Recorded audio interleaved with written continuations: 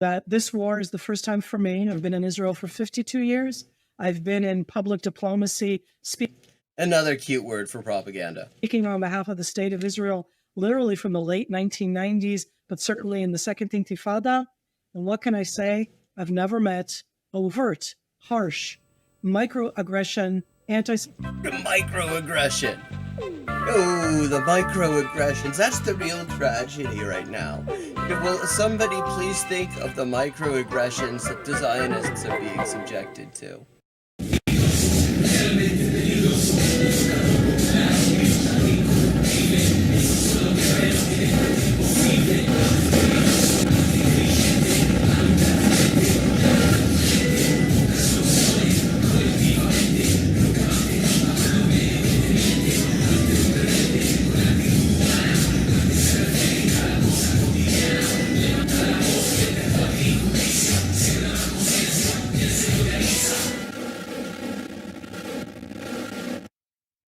Hello and welcome to the Untitled Anarchist Seagull channel. I'm your host, an Untitled Anarchist Seagull called Elise. And funny story, you know how I wrecked my ankle a few weeks ago on the way to the shops and was in extreme pain over it? Well, on the way back from the shops tonight, I actually fucked up the other ankle. So, yeah. I'm just having a wonderful ankle month here. Well, I happened to get some YouTube recommendations, and I thought we'd mix things up a bit, because YouTube decided to show me some pro-Israel bullshit. And I figure those jabronis also could use some debunking and roasting, and I've picked out some particularly choice morsels I thought we could look at. So, let me just get started. First one. Let me see, where is it?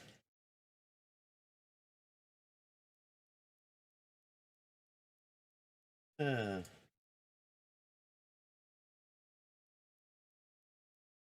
is it exactly?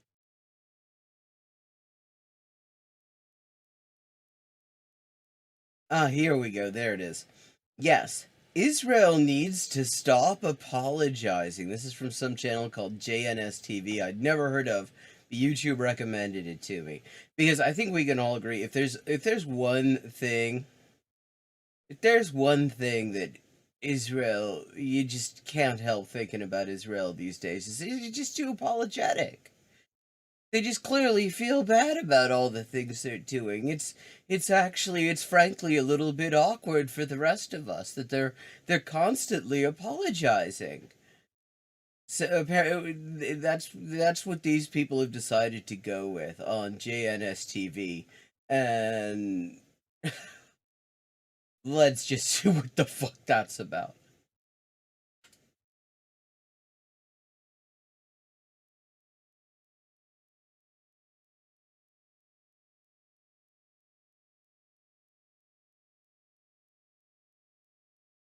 Get your free Trump flag.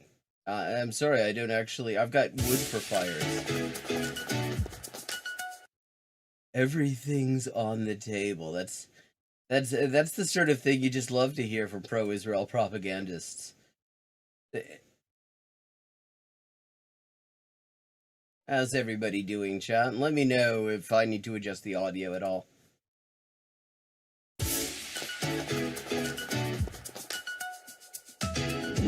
Welcome back to our new episode of The Quad. Oh, the deputy mayor, the fake deputy mayor of Jerusalem. She literally has no legitimate claim to this title. It's an occupied city. Israel has no right to be making anyone deputy mayor of the fucking thing. But you may remember her because she was on British TV, or it might have been radio, it might have been LBC. I don't remember. But anyway, so the presenter had brought up the way that Israel keeps on attacking the churches in Gaza and murdering large numbers of a small Christian community that happens to be probably one of the oldest Christian communities on the fucking planet. only 700 people, and somehow they're getting lately a very disproportionate share of attacks, it seems. And she said there are no churches in Gaza. And the presenter actually, pointed out actually there are a number of them, including like one of the oldest churches on the fucking planet. And I mean, very clearly she spoke too soon, because clearly the goal is for there to be no churches in Gaza. But that hasn't happened yet. So, okay, so that's the kind of people we're going to be hearing from. So, a little bit of content warning, I think we're just going to have, just in case you didn't already get the idea, there's going to be some fucked up shit. And here I am in Jerusalem with my phenomenal co-host, Vivian Berkovich, former ambassador of Canada to Israel and longtime lawyer, Ashira Solomon, political moderator and commentator. And What the hell is a unfortunately, political this moderator? week, our wonderful Emily Schrader is not with us because she's been going on a whirlwind tour of the United States doing wonderful work for Israel. And this I'm week, sure I'm sure it's just absolutely lovely work. decided maybe to talk about something which has been obvious for a while, or that we've been... See, the idea, this is clearly what this is meant to be, is some sort of like genocidal propaganda version of like The View or something like that. That is clearly what they're going for, and Jesus fucking Christ. This is absolutely horrifying. Already just starting out. circling and proliferating around, and that is the state of Israeli Hasbara. What's working? What's not working? None of it's working. None of it's working because you're doing genocide, and the problem with that is other genocides you weren't broadcast in real time. So it's easier to lie about these things when you've got a head start, but you don't have a head start, and so your lies just don't work. Plus, you're just not putting any fucking effort into them. I mean, your fake ass tunnel videos where the cuts were like jarringly obvious, and they didn't even bother camouflaging the fact that it was two different cameras, footage from two completely different cameras being spliced together. So yeah, but I can't wait to hear about where they're supposedly apologizing. I haven't heard Even that. like that word, that name, Hasbara. So Hasbara, as For anyone who doesn't know what Hasbara means, it literally it's the Israeli term for propaganda, intended for foreign consumption. It literally means explanation. The idea being that what Israel is doing is so right that the only reason anyone could object to it is if they just don't quite understand it, so they need to have it explained to them. That's the idea. a word, and this is why it's kind of a little controversial, means in Hebrew to explain, but essentially it's Israel's public diplomacy. Yeah, propaganda. The cynics will say propaganda, but I don't like that word. Oh, there's a shock. She doesn't like to call her propaganda. And I mean, she's a good example of how their propaganda is doing all that well, because she did just go on British television and go like, yeah, there aren't any churches in Gaza actually, and immediately just got completely monstered because she's a monster. And so you can, spin it many ways, but essentially Hasbara is the Hebrew word for public diplomacy, but it actually literally means explaining.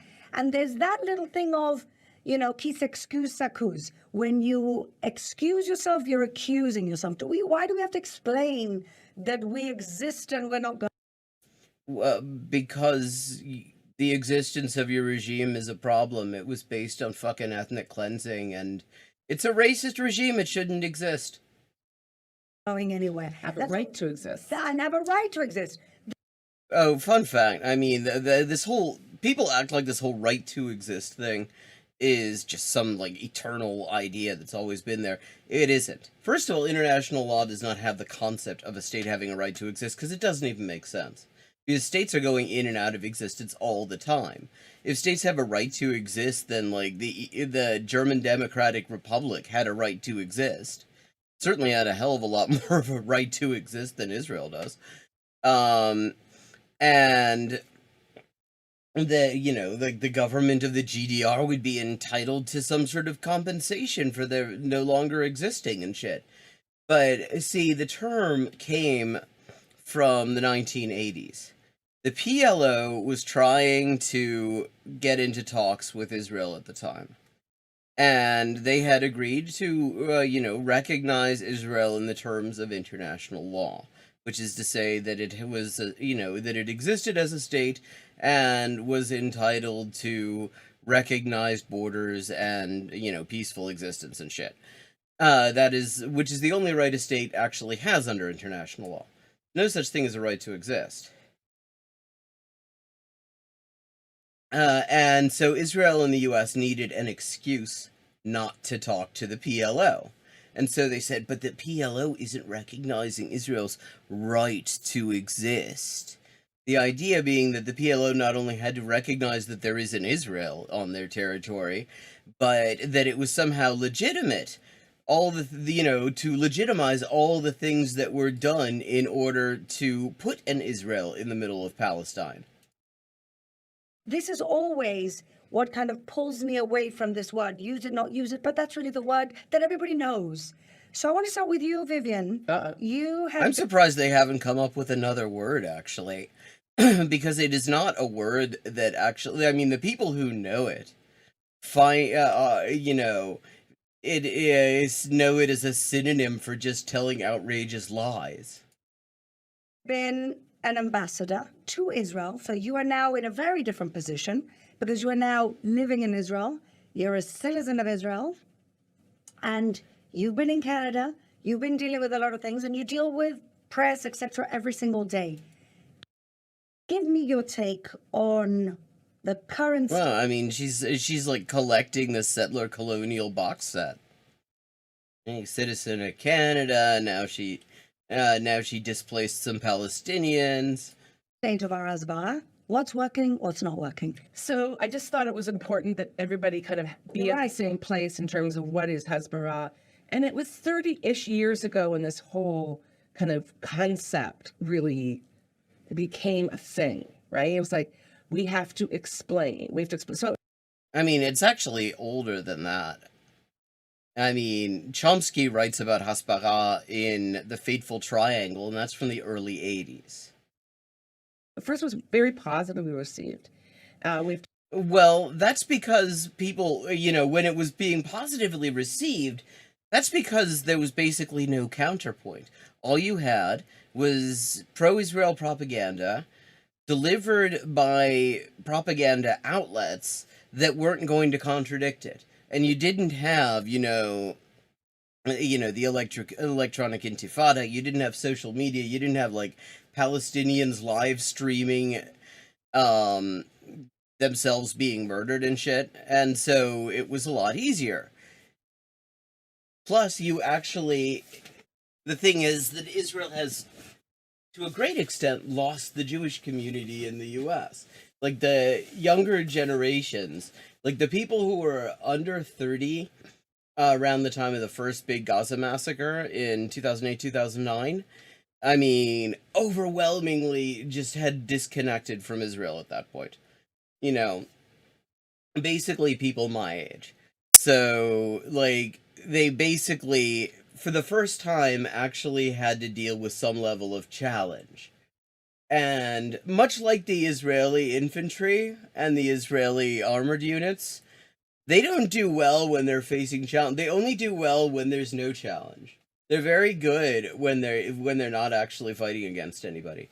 When they're actually challenged, it doesn't work out very well for them.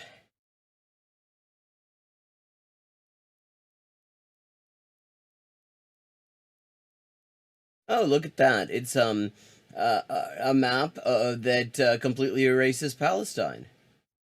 There's no West Bank here. There's no Gaza. That's the people we're dealing with here. To sharpen up how Israel was saying, we have to sharpen up how we state our case to the world, so we'll have more understanding, sympathy, maybe they won't hate us, right? Yeah. Maybe Maybe just don't do less genocidal shit. Maybe don't be a racist regime. Maybe don't apartheid so much. I mean, see, because this is the thing. This is the reason their propaganda sucks. I mean, because they're sitting here. The one actually valid explanation for why their propaganda is falling flat is the one they don't want to consider, namely that what they're doing is just utterly unacceptable, and that the problem isn't that they haven't done a good job of explaining what they're doing. The problem is that what they're doing sucks shit. before they jump to conclusions, though, and Understand and history. exactly like they do with every other world problem. And so that began this kind of thing, which is Hasbara. So fast forward to the present, and Israelis love to criticize themselves, and you also hear, when you're out in Canada or the States or outside of Israel, Jewish communities and others say Israel sucks. Pardon me. Yeah, see, this is the other. Yeah, they've lost us. They used to be. It was a lot easier to use Jews as rhetorical human shields, as they're wont to do, when Jews were actually buying it. Because for a long time, what Israel could do, since you didn't have a whole lot of easily accessible information about what Israel was actually doing to Palestinians, what Israel was actually doing in the world, you could still make the sort of pitch to Jewish communities that Israel represents your values. Well, sort of, generally decent, liberal, enlightenment-y kind of values and stuff like that. And Jews would buy it. I mean, it was the sort of line that I heard growing up when I was at Hebrew school and shit. Which is, it's like, we're pretty nice, progressive people, and Israel is a country that is run by people like us, so obviously it's going to be a really based country. That sort of reflexive thing. The thing is that only works if you can't immediately, easily pull up evidence of what Israel's actually doing.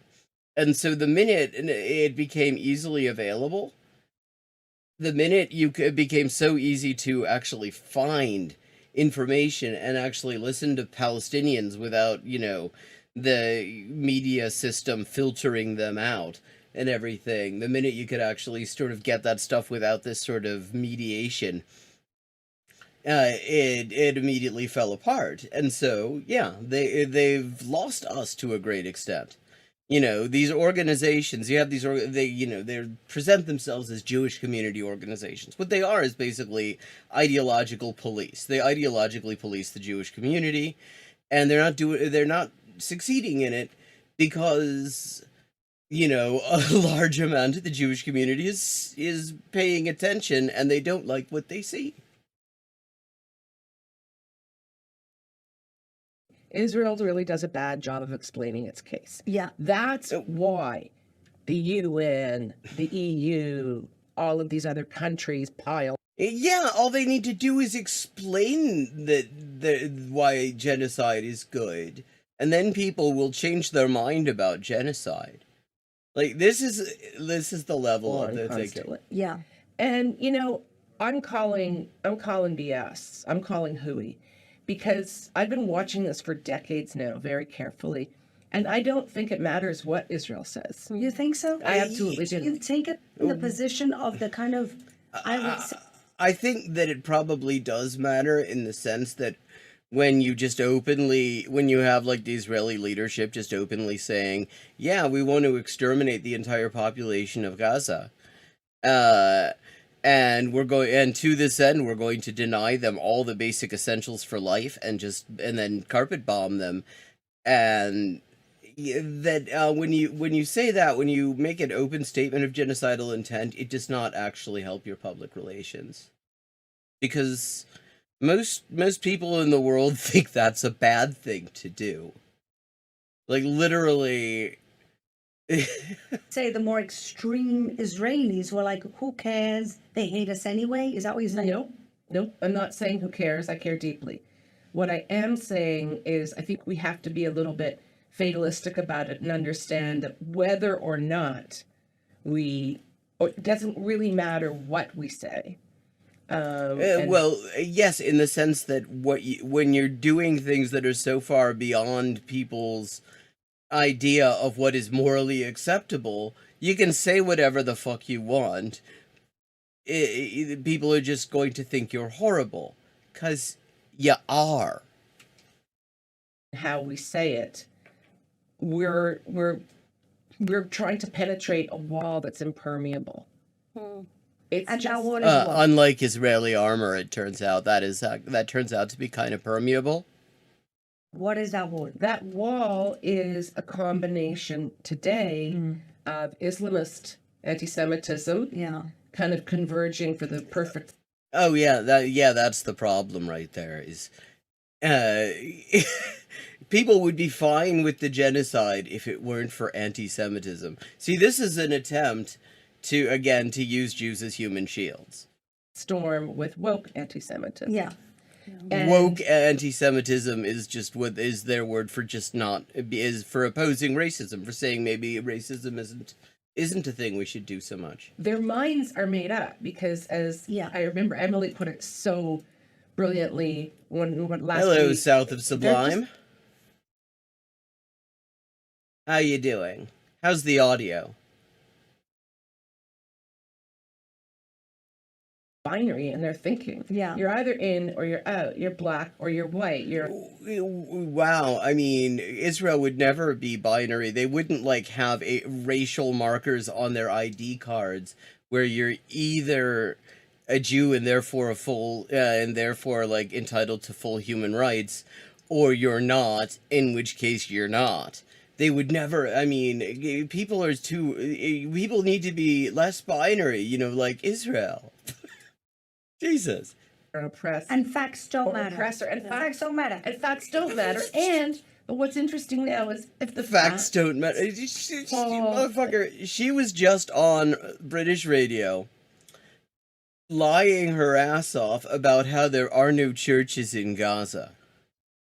Facts don't matter. Yeah, that's the problem with Israel's critics, is that facts don't matter.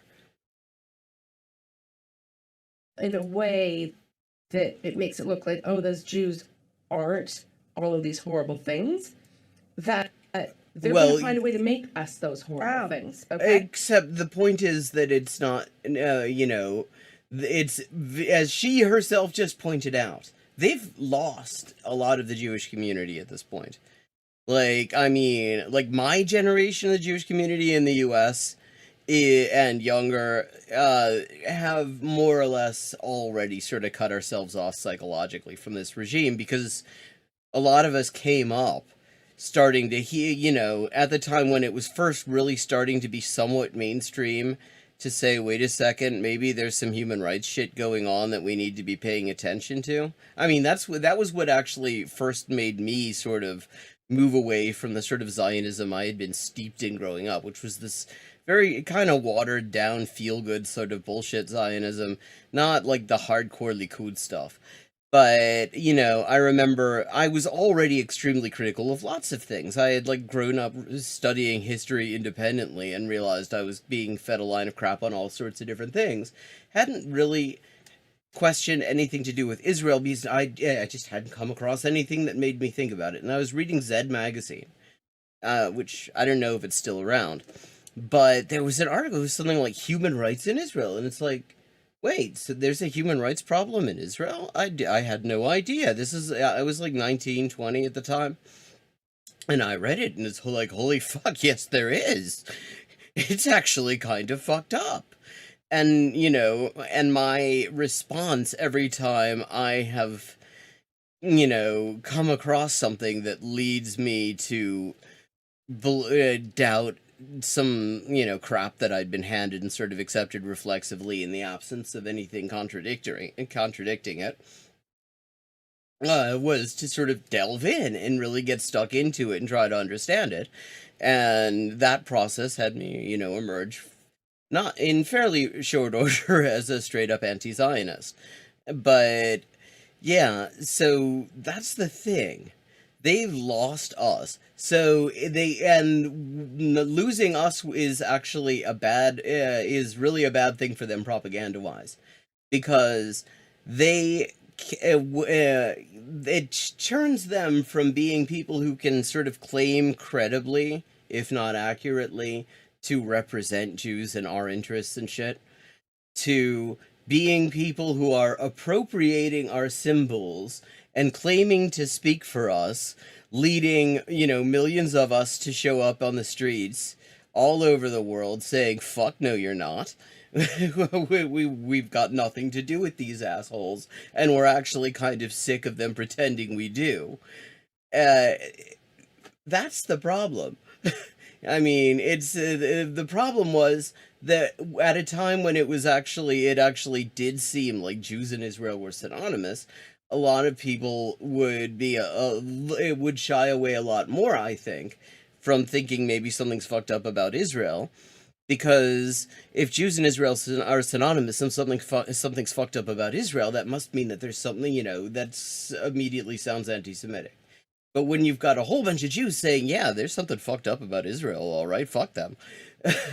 And then it doesn't work that way. Then it's like, okay, there's Israel and there are Jews, and those are different things, and a lot of Jews don't like it. And so maybe fuck Israel. Absolutely. So, there's a narrative that has pervaded, it, kind of goes and comes and goes, waves and troughs. But I think that civilization generally and society generally prefers to see us as demons. Yeah. Well,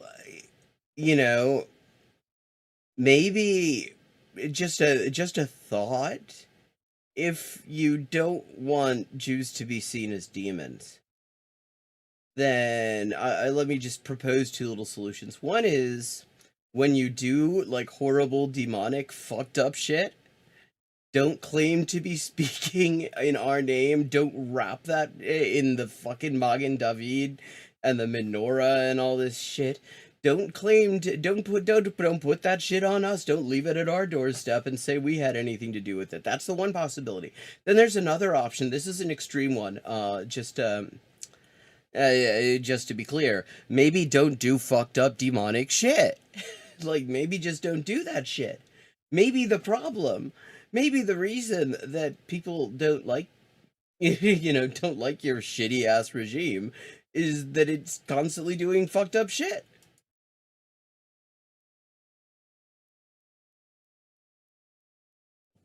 And it's not just Israel, it's Jews. Yeah. No, it isn't. It is just Israel. Fuck. No. It's nothing to do with us. Most Jews, it's worth noting, don't live in Israel. And the tendency is for Jews to be moving away from Israel. Because the thing is that the climate has been tilting towards, just outright fascism. Even in, like, sort of internal Jewish discourse for a very long time there. To the point where, like, you're, like, even your sort of liberal, progressive sort of people in what is thought of as, like, the sort of lefty, alternative-y sort of places like Tel Aviv are, they can't exist because they get hit by fash. So they're moving away. They're like, fleeing the country to assume, taking on their ancestral nationalities and returning to their ancestral homelands in like Germany or the US, or, the US or France or wherever the fuck. Meanwhile, and here's another thing that people absolutely have to understand in this context. There are 14 million odd Jews on this planet. Not all of us are Zionists. In fact, the proportion of us who aren't Zionists keeps going up, because the Zionism is one of those things where the more familiar you become with what it looks like in practice, the harder it is to see why you would want to have anything to do with it. So that's about 14 million Jews on the planet. One Zionist organization alone in the US, CUFI, Christians United for Israel, has 80 million members. That's one Zionist organization. Polls indicate in the US that roughly 150 million people in the US are Zionists, which is to say that there are 10 Zionists in the U.S. There are more than 10 Zionists in the U.S. alone for every Jew on the planet. Zionism is not us. And with these people, the reason, the idea is, if they know the minute they're no longer, their conspiracy theory where Zionism is somehow a shared Jewish agenda and all that bullshit, the minute that collapses, and it's already falling apart, then they're just another racist shit state. Scapegoatism in whatever ill of the day it presents itself, like Absolutely. Rabbi Lord Jonathan Sachs would say. Anti-Semitism is a mutating virus. It's a very smart thing. It kind of cloaks itself in the ills of the day. I mean, they're just like moving as far away as possible from actually talking about what Israel is doing, because they all understand instinctively. And I would point out, like, polling organizations that are pro-Israel seem to be pointing out that this is a problem. Like, there was like 20 odd years ago, the right-wing pollster Luntz, the Frank Luntz group, they did some polling on how to do propaganda for Israel, focus groups, the usual shit, and it got leaked. And what it was very interesting reading. I'm sure you can probably find it as a PDF someplace online at this point.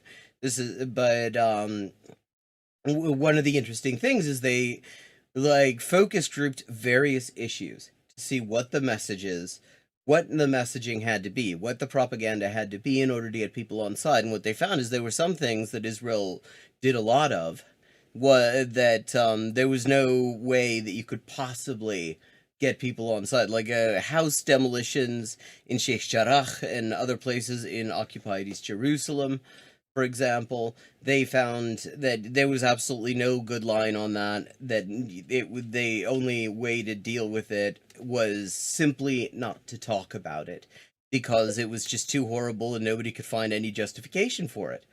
And see, that's what they're doing. They don't want to talk about it. I mean, she here obviously doesn't want to talk about it because she just fucking embarrassed the shit out of herself talking about there's no churches in Gaza, thinking that this wouldn't be contradicted at a time when they were bombing churches in Gaza. So now we're living in a post-colonial world, so we're the colonialists. Well, you are the fucking colonialists. And I mean, the wild thing about this is that Israel never used to deny being a colonial regime. Like, if you read the early, thinkers of Zionism, like Herzl and Jabotinsky and them, all of them talked about colonization. Because it's exactly what it is. Everybody knew exactly that that's what it was. And it was not considered, it wasn't a dirty word in sort of European discourse at the time. So there was no reason to avoid it. Then World War II happens. Decolonization happens afterwards because the Europe's colonial empires start falling apart. And all of a sudden, you get to hear colonized people's voices on this subject, and they all say that colonization actually sucks shit. And so then Israel starts pretending that no, they're not colonized, they're not colonial. And they hated communists, Jews were communists. When they hated capitalists, Jews were capitalists. We're whatever the world needs to hate at that moment. That's what you're saying, that's that wall? I think that's the wall, absolutely. And so you're saying that people are just in a weird hating genocide phase, and so they decided, yeah, no, I'm not buying this, actually. And why that wall exists and all the sociological and theological reasons for it, that's for another day. Yeah. Right? But it does exist. Yeah, I mean, because there's like a literal wall that we could be talking about. What you could, it just occurs to me, if they wanted to illustrate this point about the wall, you could show pictures of the literal wall that is on the West Bank, the apartheid wall that annexes a huge amount of occupied Palestinian territory and makes Palestinians' lives a living hell. I mean, that would be an example of a wall that you could use. Hey, Riveroon. Good to see you here. And you know what? I was in Canada for 4 months. And for those, I'm sure that the My majority of condolences to our Canada. viewers are American. And Canada is that big country up there in the north. But Most people in the U.S. probably do not realize that Canada is actually a huge country. it's a country of 40 million, and it's the fourth largest Jewish community in the world. And it's really, really not a great place for Jews these days. Yeah, I mean, what? It's much more like Europe, as bad as you guys feel that things are in America. Yeah. It's much more like Europe, especially in Toronto. So Which is, I mean, what's hilarious about this is what she's talking about is, you know, the anti-apartheid protests, the pro-Palestinian protests, which are full of Jews, actually. As she herself pointed out, they've lost Jews. and Yeah, well, yes, this is a video. I don't know if you popped in how late or not, or if you've been watching all along. But in this video, it's called Israel Needs to Stop Apologizing. Because obviously, I mean, Israel's just so fucking apologetic. And so we have the fake deputy mayor of occupied East Jerusalem, who was recently just completely humiliated on British radio because she was denying that there's such a thing as a church in Gaza. And the presenter was actually aware of the facts and pointed them out.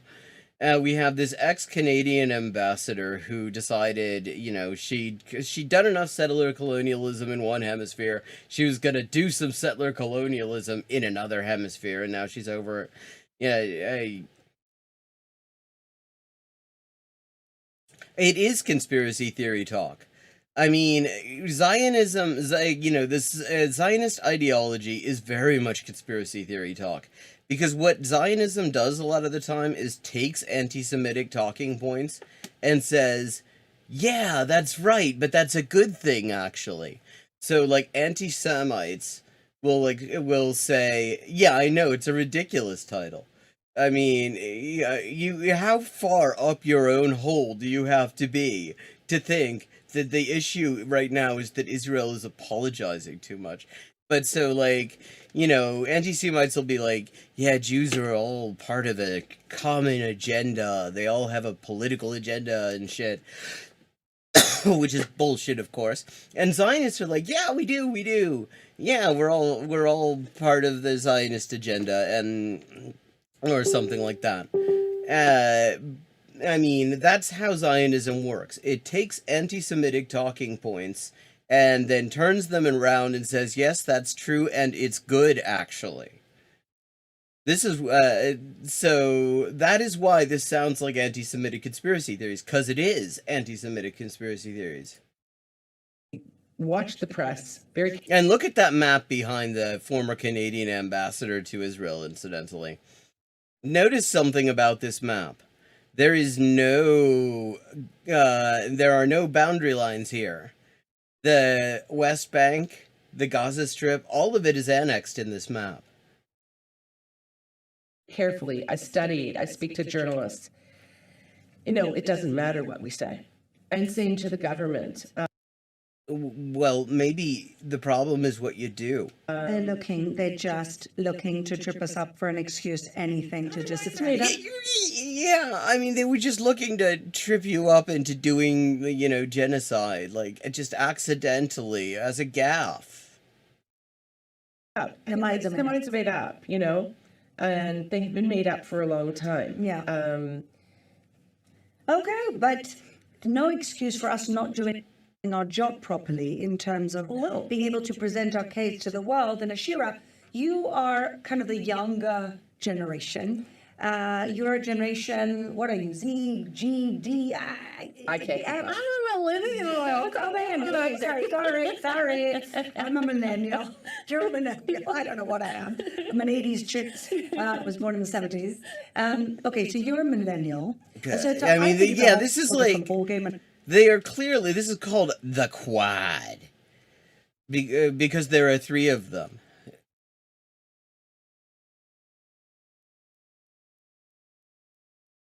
Yeah, I just know. I was like, I noticed the name of the thing, and then I only just remembered the name of the thing as I'm looking at the fact that there are not four of them, actually, so I don't know what the fuck that is. Maybe there was a fourth who left this in disgust. But what they're trying to do is like some sort of ghoulish Zionist The View, essentially. That's what this is supposed to be. And I think you guys speak even a different language to us. Yeah. And then Gen Z is a whole other ball game with another language, right? Yes. And how do you see, like, you as somebody who didn't live here, who came from the outside, came in. Yep. Give You mean sort of like Zionists in general who didn't live there, came from the outside, and just sort of... me your perspective on how you see Israel's image. What are we doing that's right, or what are we doing? Yeah, I mean, maybe start by talking about that wacky time that Israel decided to sterilize black Jewish women. Doing that's wrong. Okay, to Vivian's point, I do believe that the Hasbara is too apologetic. Like when people put on Israel and say, how do you have legitimacy? Well, I can push back on the United States and say, how do you have legitimacy? How do you... Yeah, I know, it's true, because they're also a fucking racist settler colonial piece of shit regime. Yeah, they don't have legitimacy. And the thing is, like, the majority of the people who are pointing this out are not going to, they're not going to have any problem leaning into that. You guys get to the United States. And I feel that... Yeah, racism, genocide, ethnic cleansing, yeah, exactly. Yeah, that's the problem, actually. Millennials say that's whataboutism. Yeah. Shira. Actually, that term comes from that's a much older term than millennials. That was a term that U.S. propagandists coined for the fact that every time they would try to, in an international forum back when the Soviet Union was around, they would try to position themselves as the as like the human rights supporting imperialist power. The Soviet Union say, but yeah, what about the fucking Jim Crow laws? What about the fact that you like lynch lots of people and stuff? And the U.S. didn't like that because it pointed out that they were completely full of shit, and so they called it whataboutism. I didn't even know that word until 6 months ago. Yeah. No, it's true, but I just feel that sometimes the Hasbara, it's too much explaining yourself and it's too apologetic. And I would like people to stand firm in who we are. We keep saying, well, look at us. Yeah, but the thing is, who you are sucks. That's the problem. Yeah, I mean, that is the problem. It is literally not a problem of form. It's a problem of substance. Your substance sucks shit. Yeah, like, seriously, you do better to pretend you were somebody else. We have diverse population. Look at We have a right to exist. Yeah, such a wonderful diverse population that, except that they literally in the media discuss how that diversity is a threat and how they need to do something to stop the birth rate of the diverse parts of the population. The right We to have a right exist just pushes me over the edge. Yes, no, just stand. This is our country. This is where we live. We're not moving. Deal with it. Like, Except that you are moving. I mean, like, literally, like, all the, like, let's just say, like, all the better sections of the Israeli Jewish population are appalled enough and actually kind of terrified by the rest of y'all, and so they're fucking off. You want to talk to, like, progressive or leftist Israeli Jews, you go to Berlin, you go to London, you go to New York, you go to all sorts of places, because in Israel they're getting arrested. like stop, sugarcoating for the international community. This is sugarcoating? This is fucking sugarcoating? Secondhand, Israel is not tapping into its human capital. It has a rich, rich resource of human capital, which is women and Jews of color. You mean the ones that you sterilized, the ones that you stole babies from? The ones that you actually, I mean, like, that's Like Avi Shleim, an Iraqi-Israeli historian, he wrote a memoir recently. It came out, and one of the things in it is where he talks about the evidence that Israel was involved in contriving the attacks on the Jewish community there, one of the oldest Jewish communities in the world, in order to get them to leave, because Israel needed Arab Jews in order to make up the numbers. And when Arab Jews got there, they got treated like shit. Know that women leaders excel in diplomacy, national security, because we are gifted with being able to compromise. We're gifted It with is being the able view. to create and maintain relationships. It's the And they dystopian need to use view. more women voices at the front. They also need to use their Jews of color. Listen, I'm not into or Yeah, wait. fan of identity politics. You do realize that the only reason these racist motherfuckers even they literally put her on there because they're trying to respond to how fucking racist the society is. But seeing that everyone from the outside thinks Israel is this white European country in the Middle East just dominating, they need to see the diversity. And I think that that doesn't mean you just put up any face. There are faces who are Sephardic and Jews of color, who are educated, who are articulated, and who are women who can do the job. Well, this was the whole idea, by the way, of this show. Yeah, it's obviously. Yeah, I mean, and Israel is doing a wonderful thing, is doing a wonderful job of showing this ability to compromise. Like, I mean, that's just such a... I mean, Israel is just always compromising. That I always felt, and I really thank Jane. You know, like, I mean, there's this big dispute. Do we bomb the people of Gaza to death?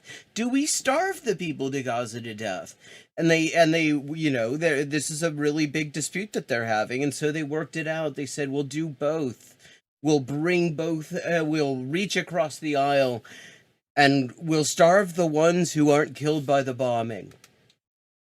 Yes, for that, for giving us this platform. I always felt that Israel has incredible women, Yeah. but somehow those voices You mean are not women who aren't credible? going out. I mean, she's a good example. She is an incredible woman. Like, she is a woman who is not credible. Of Israel. Yeah. And even though I've been in politics now for 9-10 years, it's really rough for politics, for women in politics here.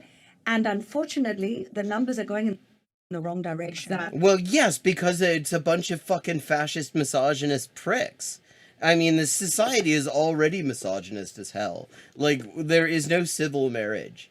Women need their husbands' remember how Steven Crowder was getting all pissed off on his show because women can just divorce you when they're sick of you? Well, in Israel, women can't divorce you when they're sick of you. You have to give them permission. And some motherfuckers will deny that permission for years and years and years.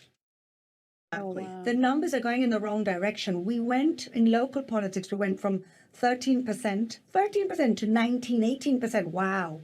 Yeah. But in national politics, we went from almost 30% back down to 25%. You guys know that I'm very involved with. Yeah, I mean, it sounds like maybe, again, the fascism might not be good. Maybe you shouldn't be doing propaganda for a regime that is very clearly not comfortable having you even in front of a camera. With the moderate Arab countries, Abraham Accords, 40% of the ministers in the UAE are women. Saudi Arabia's ambassador to Washington is a woman. Wow. They have a strategy in place for exactly what you're talking about. And Israel somehow doesn't see it, and we're going backwards. And this is why... So what you're saying, I mean, once again... Because we are those voices. I also wanted this to be a diverse panel with people from different backgrounds. And this is really what we're trying to do. Which is why there's here. one black I woman. think you're completely on point. And there's nothing I hate more when I... I mean, this is their version of diversity, because just find someone who is just a token and who isn't going to bring up the horrific shit that Israel has done to Jews of color. Hell, black Jews in Israel, the ones who were allowed to be in the country at all, it's worth noting, had huge protests a few years ago because of how badly they're treated there. Huge protests. So, I mean, finding somebody who's going to go on there and actually give the line that, oh, you know, everything's fucking hunky-dory in Israel, and the problem is we're just too apologetic about, you know, the genocide, is wild. I see a panel in different places with no women or one token woman. Yeah. I can't take it. And the Yeah, or say one token woman of color. older I get, and I hate to say this, the older I get, the more I see the world through gender lenses. And I wish I didn't. Yeah, Me too. I wish I did. I could put the blinders back on. No, I'm not fighting it anymore because it's just there. It is what it is, and we got to deal with it and fight it head on. I want to add something because first, I totally agree. The picture that came out when this new government was sworn in almost a year You mean of the fascists? ago. Yeah. A picture, all men, all older men, Yeah. all older white men, Yeah. half of them with long beards. Yeah. Who I looked at that, it's like, you do not represent this country. Yeah. Well, then maybe don't do propaganda for them? Like, literally, just, you don't have to be doing, I mean, I guess there's money in it. Clearly, it is a much better economic decision to do propaganda for Israel than to do propaganda in support of just, like, basic human decency and Palestinian rights. That's very clear. That is a much better commercial decision, but, I mean, if the fucking regime doesn't represent you and you're actually kind of worried about the direction it's going, maybe don't do propaganda for it? In any way. It made my blood boil. And then furthermore, And here you are talking about how this regime needs to stop apologizing as if that were a thing they were doing. Like, you don't have to be doing that. Like, I don't see a gun to your head. do we even have, on the point of Hasbara, even in this government, do we even have a government spokesman? No. So that's what I wanted. Well, I mean, there have been all the various, like, Israeli military spokespeople who have utterly humiliated themselves by telling easily refuted lies, like that time they tried to claim that the fucking days of the week was a list of Hamas members. To talk about, and my own experience with this whole thing is that on October 7th, once I came out of the shelter, and you know, I'm observant, I'm Shabbat observant, so normally I wouldn't be on my phone, but I realized something really bad was happening. I opened up my phone, and my phone was being blown up by BBC Sky Channel 4, and I thought, why are they calling? This is, and it's worth noting, a big part of the reason that that's the case is quite simply that Israel has military censorship. They do not have even the pretense of freedom of the press.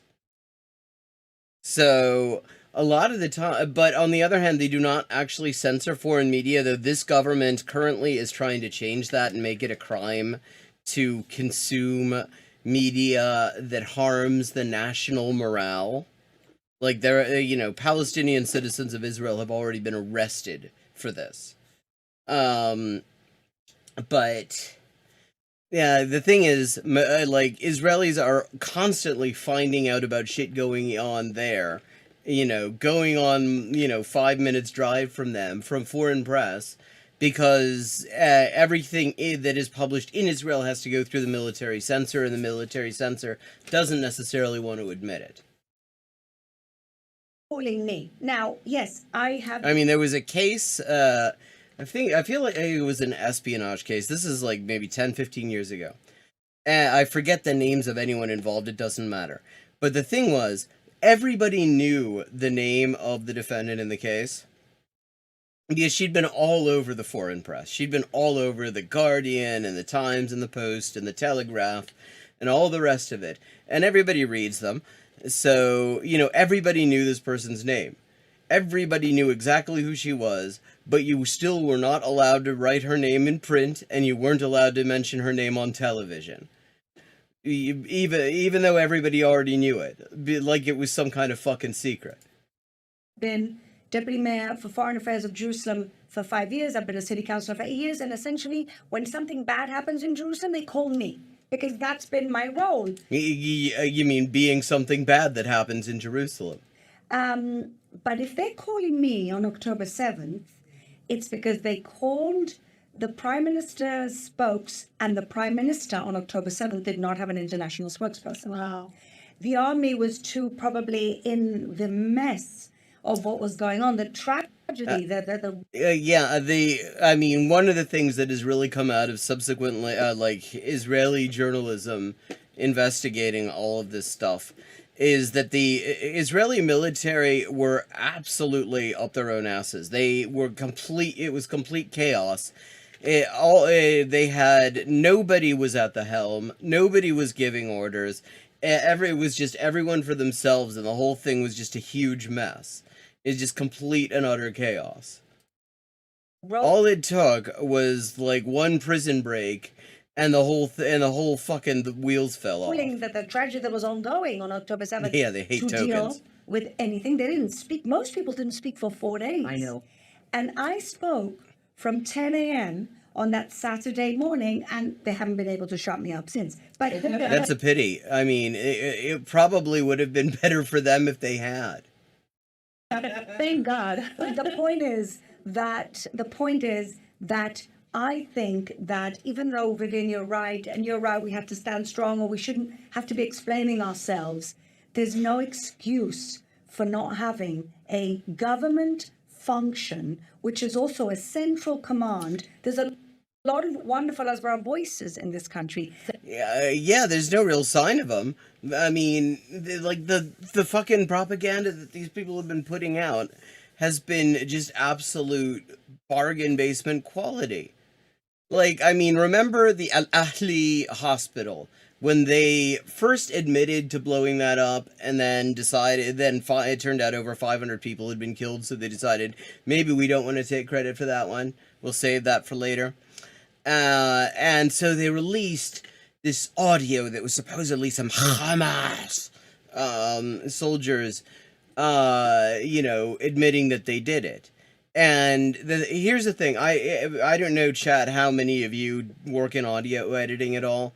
This is pretty basic audio editing shit. It's basic enough I know this. When somebody took the recording that they had uploaded, that the Israeli propaganda account on Twitter that posted it had uploaded, and ran it through just a normal audio editing workbench program like Audacity or something like that, it had 2 audio tracks. Two audio tracks means that it's a composite. If you have a recording, you will have one audio source. There's one mic that is getting everything. It is flowing into one audio in. So you have one track. The only reason you have 2 tracks is if you are taking 2 separate recordings and compositing them together in order to create a fake conversation.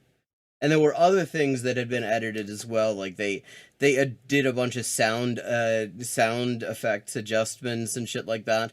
And here's the thing. This I'm saying as somebody who is at a very low level as a sound editor. I can do some stuff kind of well, but I'm no expert.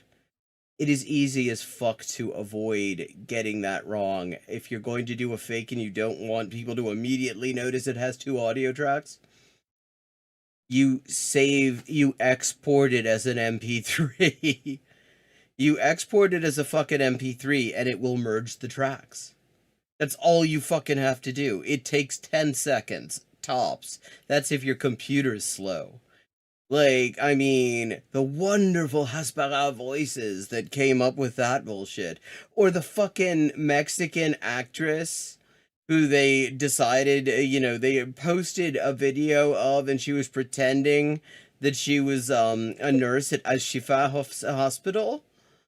And nobody had heard of her, and she did not have an accent that made any sense, and within a day and a half, she'd been conclusively identified as a fucking telenovela actress. And you know, the only response of the fucking Israeli propagandists on Twitter was to just delete the video. You know, just pretend it didn't happen. I mean, yeah, just wonderful propaganda they've got. Yeah, I mean, and clearly the problem is that they're apologizing so much.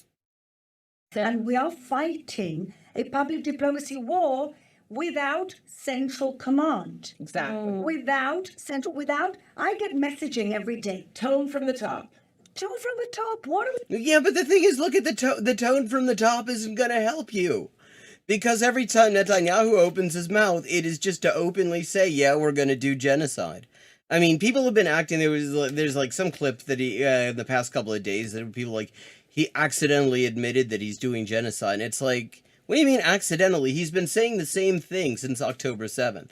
He's been saying that he intends to exterminate the civilian population of Gaza since October 7th. This is not some fucking revelation. Like, that's the tone that's being set from the top. And the problem is there is absolutely no way to pretty that up. I mean, that's why, like, the closest they've come is just murdering journos. That's all they've got, because somebody recognizes that the real problem is that you can compare their words with the real-time video, and their words just don't really ring all that true when you compare it with, like, actually seeing what happened. Yeah, exactly. Their propaganda is bad, and they should feel bad. If we could, it's like fighting a war when everybody's shooting in a different direction. Yeah. That's what we're doing. And everybody's now an Hasbara expert. Everybody now can be interviewed. Yeah. And some people... Yeah, I mean, this is rich coming from her. Like, you know, Israel was just bombing the shit out of the Christian community in Gaza, and she goes on to an LBC interview and says there are no churches in Gaza. It's like, I mean... Even counting, even like writing off the ones that they wrecked, including one of the third oldest church on the fucking planet. There are still churches in Gaza. Actually, the Christian community, despite being quite small, is integral. Like the gym everybody went to back before it got like blown up, was the YMCA. Like. But you know, you can interview anyone, as she just said. really embarrass us. Yeah. And some extreme Yeah, like you did. You really embarrassed him. voices that, of course, the press is just waiting for these morons to trip up.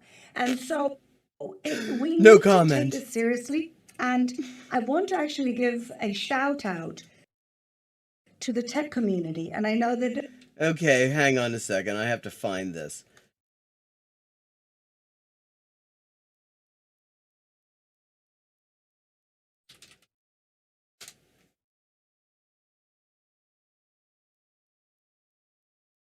I have to find this since she just talking about all these jabronis who don't know how to do propaganda well and get embarrassed. Here we go. If a ceasefire means the return of the hostages and the dismantlement of a genocidal regime that has stated that they're going to attack us again, then everybody would be in favor of a ceasefire. But if a ceasefire means that we're just going to keep them quiet for a bit until they attack again, then it's Israel's obligation to defend its citizens and destroy that threat, don't you think? Why is it necessary, it is reported, to start shooting, having snipers outside a church? I saw the reports this morning. The church, there are no churches in Gaza, so I'm not quite sure where the report is talking there's about. a Catholic church in there, isn't there? That is. Yeah, unfortunately, there are no Christians because they were There are 700 Christians. Yeah, Israel is currently trying to reduce that number by about 700. driven out by Well, Hamas. respectfully, there are Christians, because I spoke to an MP yesterday who has family members in the church who are Christians. Well, I don't know Unless you're what telling me happened. she's I wrong. just You see, this is it's true. Just any fucking jabroni can get interviewed on behalf of Israel, and they just can make a complete ass of themselves. don't know who was attacked. I didn't see the report. If a sea Yeah, yeah. I mean, she has a point. Like maybe, yeah. They literally think. I mean, the term Hasbara literally means explanation, because they think the problem is that people just don't understand why what they're doing is so. Oh, that's a great freeze frame on her. Look at her. It's like her eyes about to pop out. Yeah, exactly. Joe Biden, I mean, the organ grinder, he's the message from the top. He's like the setting the tone from the top. And that motherfucker, it has on various occasions looked like he just didn't have anything. I mean, it was really cute when he claimed to have seen the photos that didn't exist, all of the beheaded babies that also didn't exist, and then his own people in the White House had to scramble to say, yeah, actually, those photos, there's no proof that there are any such photos. He didn't know what he was saying. Vivian, you share my admiration for the tech community in many ways during this terrible conflict that we're in. But the tech community Conflict. have gotten Fuck you. together and said, well, yes, we're outnumbered in terms of the public diplomacy voices on social media. Right. But we have ingenuity, we have creativity. Why don't we use our, startup nation salts and actually use our, startup nation salts? Startup Nation sauce? What the hell is Startup Nation sauce? I mean, it's probably like za'atar or something like that they nicked off the Palestinians. And actually create some real solutions to real challenges. And I'm very proud to say that a couple of weeks ago, How do we how do we sell genocide? Hasbara hackathon Oh, with the Minister of Foreign Yeah, because if there's one group of people who are just great at not making complete asses of themselves when they talk in the public, and are great at just winning over the general public when they talk, it's tech bros. Tech bros. I mean, they never put a foot wrong. Those are definitely the people to go with. Affairs at JVP right here in Jerusalem. Amazing. And they worked for 48 hours. The Ministry of Foreign Affairs gave them the challenges. Many of them are being outnumbered, etc. And this is a little snippet of the incredible hackathon, Hasbarathon as we called it, that we had. They literally are so fucking oblivious that they don't realize that this term. See, the only reason that this term was ever a useful thing was that people outside of Israel didn't know what it meant. Now it is, and now everybody knows what it means, and it is synonymous with racists lying in order to justify the indefensible. And she's still calling something a Hasbarathon. You might as well just call it a bullshitathon. Here in Jerusalem a couple of weeks ago. Which is what it is.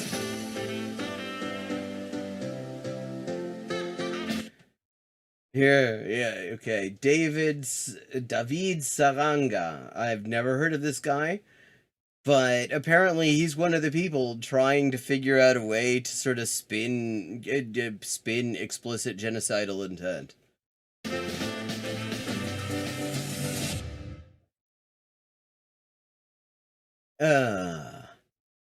הגבירים את הקול הישראלי בעצמאות טכנולוגיה. Yeah, amplifying the Israeli voice through Hasbara tech. Do they not realize that, the fucking game is up? They need, I mean, if they're gonna they need to find another word, because everybody knows that this is just a word for lying. אנחנו במלחמת מילים. Oh, wow. So this is just a way for her to flex what she's doing. ואנחנו, יש לנו תוכן טוב, אל תתבלבלו. Yeah, wonderful content like the fake nurse in Shifa, or the fake videos, or that great video of Hagari of Rear Admiral Hagari pointing at a calendar with the days of the week written on it and going, "Yeah, this is a list of terrorists," and thinking that people couldn't see what it was. Yeah, I mean, wonderful content. I have to say, like, this is the most low effort bullshit I've seen from. I've been following and debunking Zionist propaganda since like 2007, 2008, like actually writing fairly extensively, not regularly but extensively, analyzing this stuff, tracking down sources, pointing out where the lie is and stuff. I have to say, this is some of the most low effort bullshit I've seen. הבעיה שלנו זה לא התוכן, הבעיה שלנו זה כמו שאת תיארת, את Your problem isn't reach. You got tons of reach. Because whatever the fuck Israel claims, the US media and most of the Western media will put that out uncritically. You got tons of reach. Not only that, you've got social media platforms who will censor people who are just putting out the, what the other side is saying. I mean, reach is not their problem. Content is, and content isn't really their problem. Yeah, their content sucks shit. It is just, like, embarrassingly bad. But the problem is that you're selling something nobody is buying. You're trying to sell people something that just is inherently unsaleable. שאנחנו מעט אנשים, לכן זה מובן מאליו שאנחנו הולכים להפסיד את הקרב המילים. זה לא צריך להיות ככה, כי אנחנו אנשים של טכנולוגיה, אנחנו אנשים של יצירתיות, ואנחנו אנשים שמכלום אנחנו עושים הרבה. So yes. Well, yeah, so nothing. you saw- Nothing is what is, I guess, their word for like shit they stole off of Palestinians. Like, I mean, with some of the great content. Another example is like one of the things that is like a regular feature now on Israeli social media is soldiers and family members of soldiers returning from Gaza, boasting about the shit they stole from Palestinians' homes. Like, a soldier's girlfriend puts up a photo of all this unopened, expensive cosmetics that her boyfriend stole from some woman in Gaza who probably hasn't had a fucking shower in a month and a half. And he's just, and unopened cosmetics, that shit's expensive. Stole this shit, and is bragging about it. And then in the comments, another woman says, you should really take that down, not because I give a shit about that woman, may she never see the light of day again, but you could get your boy into trouble. And it's like, and give us a bad name, and it's like, you deserve a bad name. And the worst thing about it is that they've, like, appropriated all of our fucking symbols, so that, they're wiping their shit off on us constantly, as they're doing in this fucking horrible The View clone here.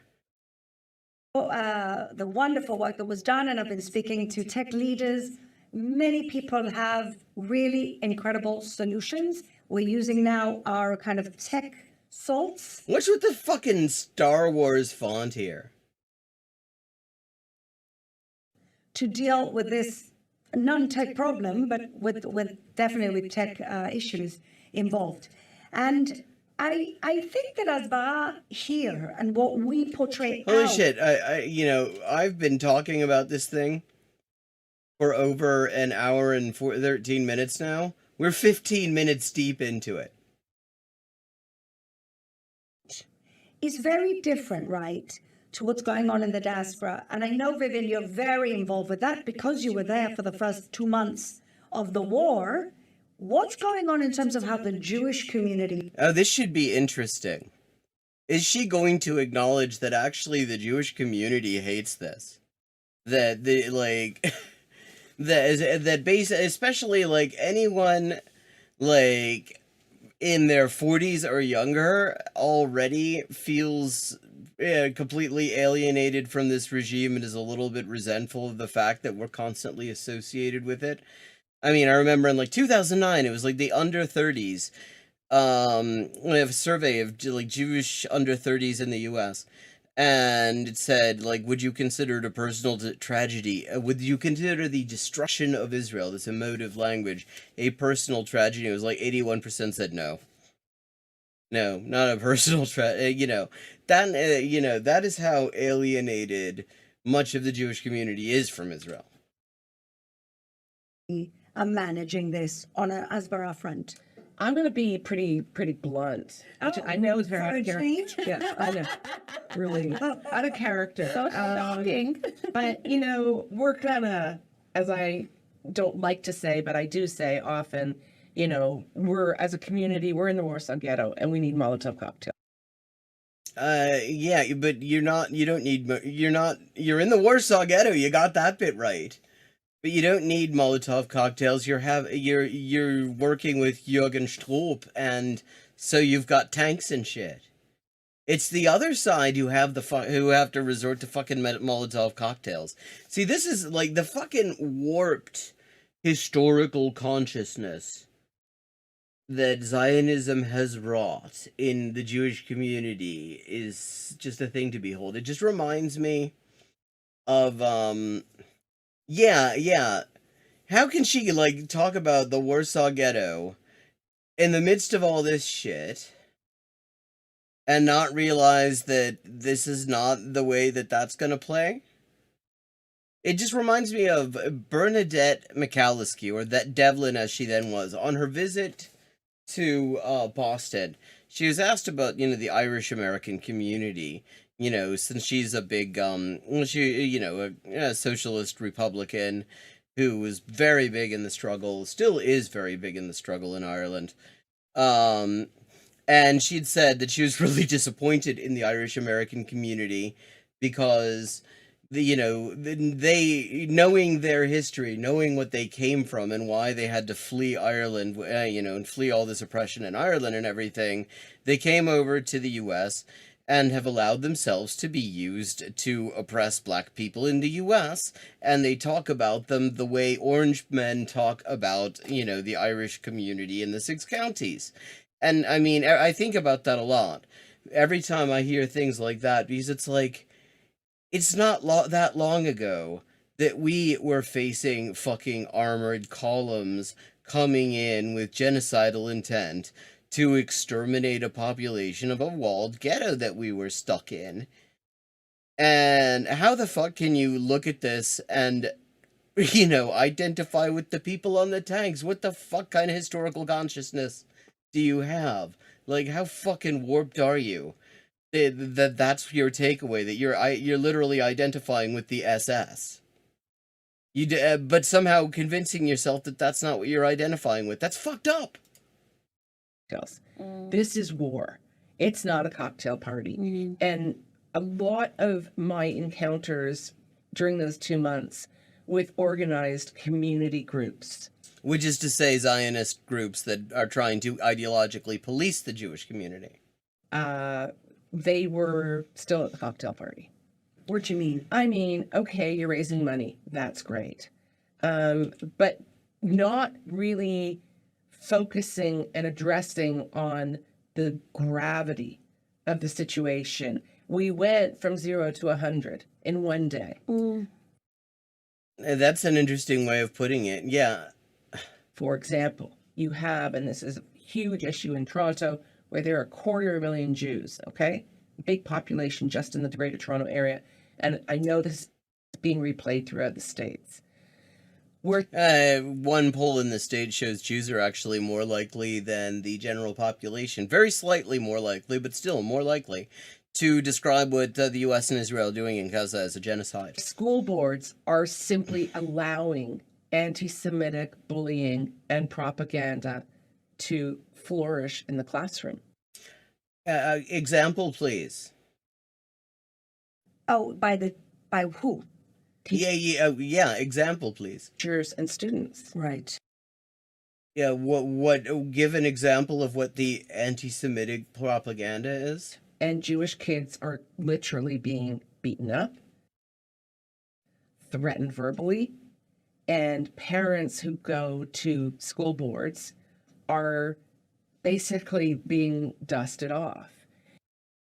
Like, literally, people are losing their jobs for supporting Palestinian rights. Teachers are losing their jobs for supporting Palestinian rights. Palestinians in the US, like a fucking 6-year-old Palestinian kid was stabbed at the incitement of, well, people like this and Joe Biden, who were all talking about how that's kind of what needs to happen to Palestinians and shit. You know, 3 Palestinian guys, Palestinian American guys in Vermont got shot by some Nazi fuck because they were wearing keffiyehs. You know, so I feel like maybe there's something missing from this version of history. Yeah. And I'm very involved with a group of parents still, which is a growing group in Toronto. And it's just, this is decades of kind of a buildup of this diversity. What is it? Diversity, equity, inclusion. Which is just, I mean, this is where you can see this, well, where the intersection is between white supremacists and Zionists. Because white supremacists are freaked out about that too. I mean, all DEI is companies don't want to get sued for discrimination. And so it helps for them to be able to point to this department, even if it doesn't do anything, to say, oh, we're not doing any racism or anything. We have a DEI department. They are the least busy department in our entire company. But, I mean, it freaks out professional racists like these. The DEI kind of, sacraments. And sacraments. They're just not moving. They're just not responding. And so you think that the communities, the organized community is not responding. The organized community, such as it is, you know who you are, I don't have to name you. Because you have the same name all over North America. You mean shit? Like, I mean, when she's talking about the organized community, she's not talking about, like, community organizations again. These are pro-Israel organizations that claim to represent us and are actually using us as a human shield. And, yeah, the reason that they're probably not doing very well, and I would agree they're not doing very well, is because it is much harder to make the argument that it is anti-Semitic to oppose genocide in Palestine when every fucking demonstration against the genocide in Palestine is full of Jews being against it, like literally they cannot make this argument as easily anymore because so much of the community is not with them. These organizations, I mean, it's fucked up. Because, like NPR, the local NPR affiliate, one of the two, WVXU, had this thing early on in October about how are the communities, and it was the Jewish and the Muslim community, never mind Palestinian Christians or anything like that, never mind specifically Palestinian community, how they're squaring up to it. And the only representative they had of the Jewish community was a guy from the fucking AJC, the American Jewish Congress or Committee, which is a far right group. They're racist as fuck. They're just a pro-Israel front group, and they work with the far right. They're pieces of shit, and they do not represent us. They're not, accountable to us in any way. But in the U.S., they're accepted as our representatives because they represent, U.S. foreign policy. I can tell you that many of the large organized communities simply are not they're not exercising leadership. She almost said executing, which is kind of a word you'd want to avoid in this context. They're not saying, okay, parents, we know what's going on out there. We're going to lead. We're going to be the figurehead in this response. Yeah, because that doesn't work anymore. That bullshit doesn't work anymore because the Jewish community is not actually, being cowed by these pricks anymore so much. To rampant institutional anti-Semitism. Like, there is institutional anti-Semitism. It is overwhelmingly, and I would go so far as to say actually exclusively, pro-Israel anti-Semitism. But you'll never hear these motherfuckers talking about pro-Israel anti-Semitism because it gives the game away. It is affecting your children. Are they in denial, Vivian? Or are they just still at the cocktail party, as you said? I think that many of them are still at the cocktail party. I also think that and the culture in This the is States and making me Canada want is to have a brandy and soda, but I don't have soda. very different. Canada's much more like Europe, much more like, ghetto mentality, deferential. Ghetto mentality isn't deferential, though.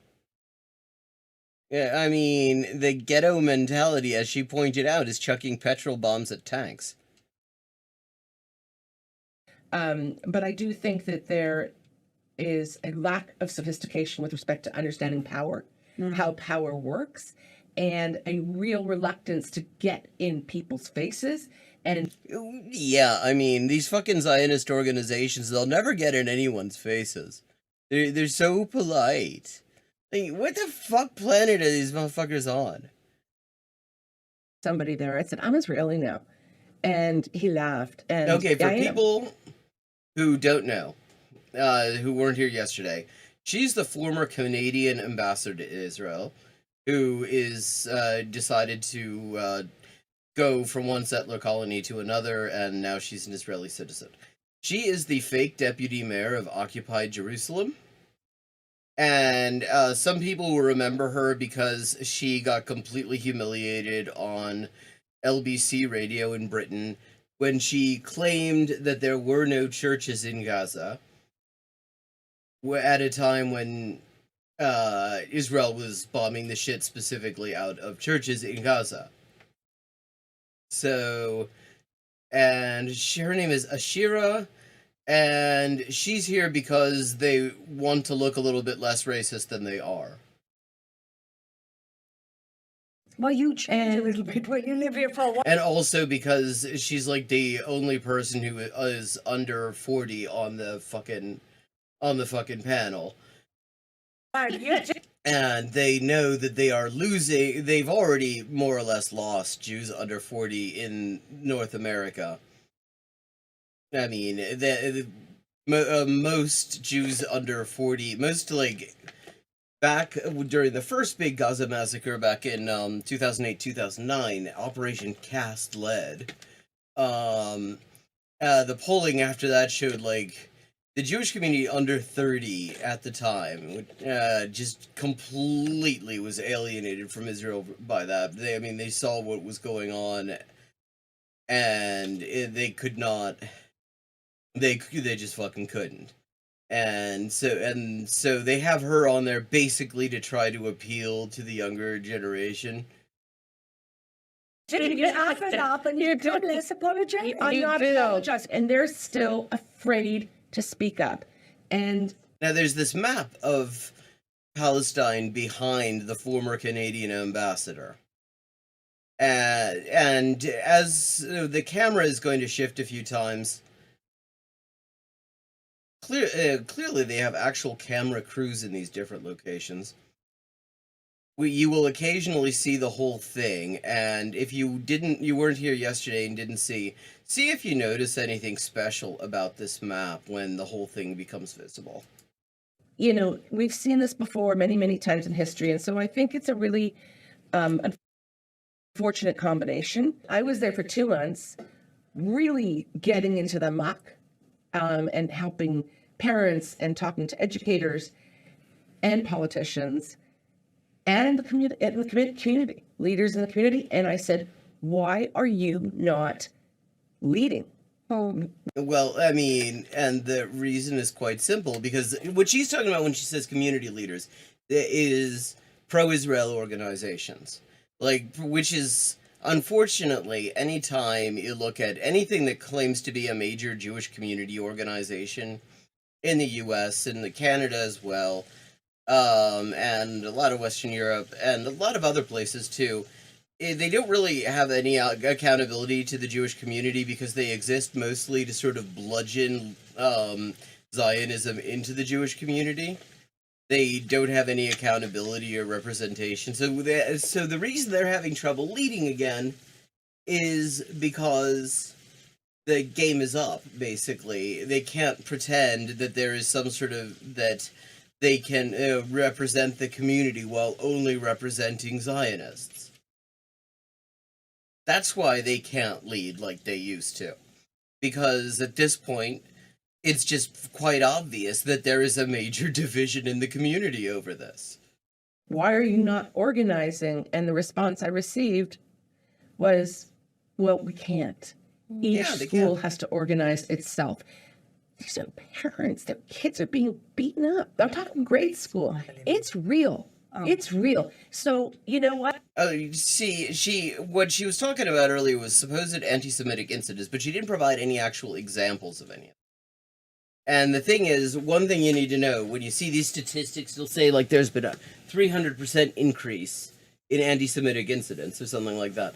That a lot of that comes from the far right group called the ADL, who actually are kind of cool with neo-Nazis and stuff. Like, they pretend that their thing is like being a civil rights organization for Jews, but they haven't been that in like 70 years now. They are just a pro-Israel group. Oh, they were also a pro-South African apartheid group. They spied on anti-apartheid activists during the struggle against apartheid in South Africa. They're wonderful fucking people. But anyway, so their statistics, they cook the books by declaring all protests in support of Palestinian rights, even if they are Jewish-led and organized anti-Semitic incidents. So that's where you get that. It's not that there hasn't been an increase. There has been an increase, but it isn't anything like that. And, I mean, it's obvious why there would be an increase, because Israel does all this horrible, fucked up shit, and then they claim to be representing us when they do it. What? You guys wake up. Like, just wake up. And they say, and this is where it gets really interesting. So many interesting things. But many people in North America say, and I was having this conversation with an Israeli activist who just returned from New York. And she said to me, you know, we're letting them down. They're looking to us for leadership. We're not doing our job. Israel, I said, nope, don't agree. Israel, we got more than a full plate here. We got a lot. Nobody's, who the fuck, yeah. That's, who's they are looking to us for leadership? The Jewish community is not looking to Israel for leadership. Okay? These organizations are, because they are pro-Israel organizations. Which is also why they're absolutely useless when it comes to anti-Semitism. They don't really want to fight anti-Semitism. Zionist ideology says you literally cannot fight anti-Semitism. It is just a natural thing, and also it's supposedly our fault for insisting on living in the places we're from rather than colonizing Palestine. Which is why you have a long tradition of the Zionist movement just align themselves with our like mortal enemies, and they're doing it right now.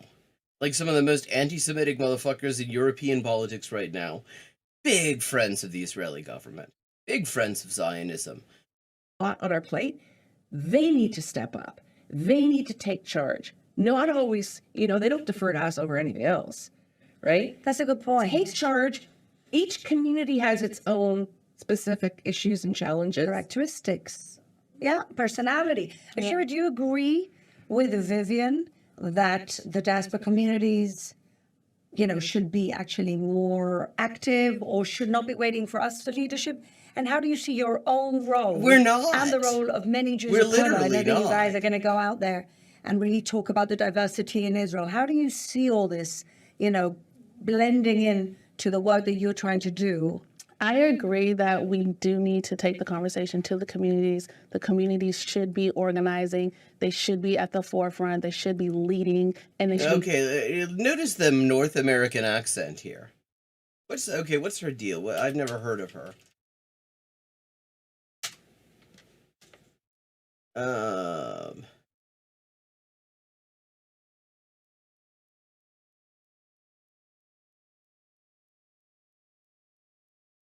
Oh, she's not Jewish at all. I'm looking at her Twitter bio. I am not Jewish. I am not Israeli. I am black. I am Christian. I am American. So she is one of these fucking fundamentalist Christians.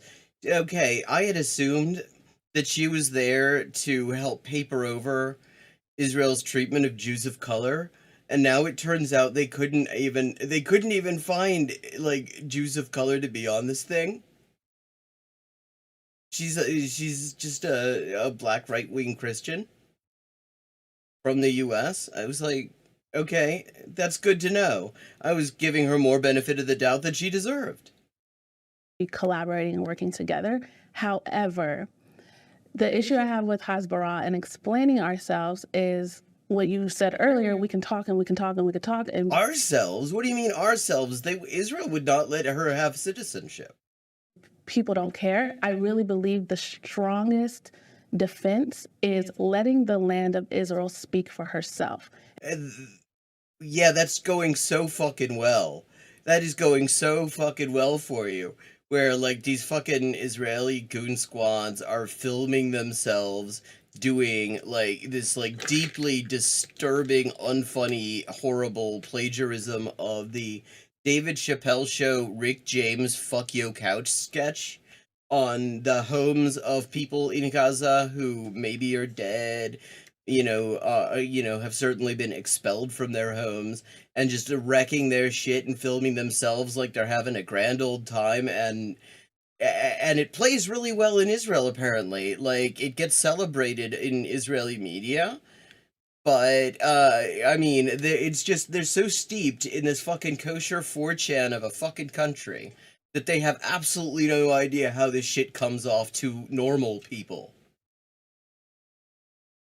Well, I mean, it wouldn't be Zionism if they didn't have at least one representative of the biggest anti-Semites in the entire world who also happen to be the biggest fans of Zionism. And what I mean by that is which is fundamentalist Christians. having more delegations of Jews and non-Jews. I mean, really, the thing to remember about Zionism is the absolute majority, like, not even close, of Zionists in the world and in the US are fundamentalist Christians. Jews are a tiny minority in that movement. To the land of Israel. Coming here. Which is, by the way, you're 100% Hello, right. Phoenix. Good to see you. It's always been the best result of anything. Because Because people say apartheid, they walk around and they see Arabs sitting in cafes next to Jews. They're like, Yeah, except that's not... What's really funny is that that's actually not the experience that I've heard a lot of. Like, I remember my mother found this very memorable. This was somebody she, worked with a long time ago. Teenage girl, went on, I think, one of these, like, birthright type trips or some shit. And my mom asked her, like, what's your impression of the place? And she goes, oh, it's so fucking racist. Like... as you land at Ben Gurion, yeah. you know there's not apartheid. Yeah. You go to the bathroom, it doesn't say Arab. Yeah, I mean, around the time that there's, like, separate queues if you're Jewish or not, and they actually will test whether you're Jewish, and if they don't think you really are, they will take you aside.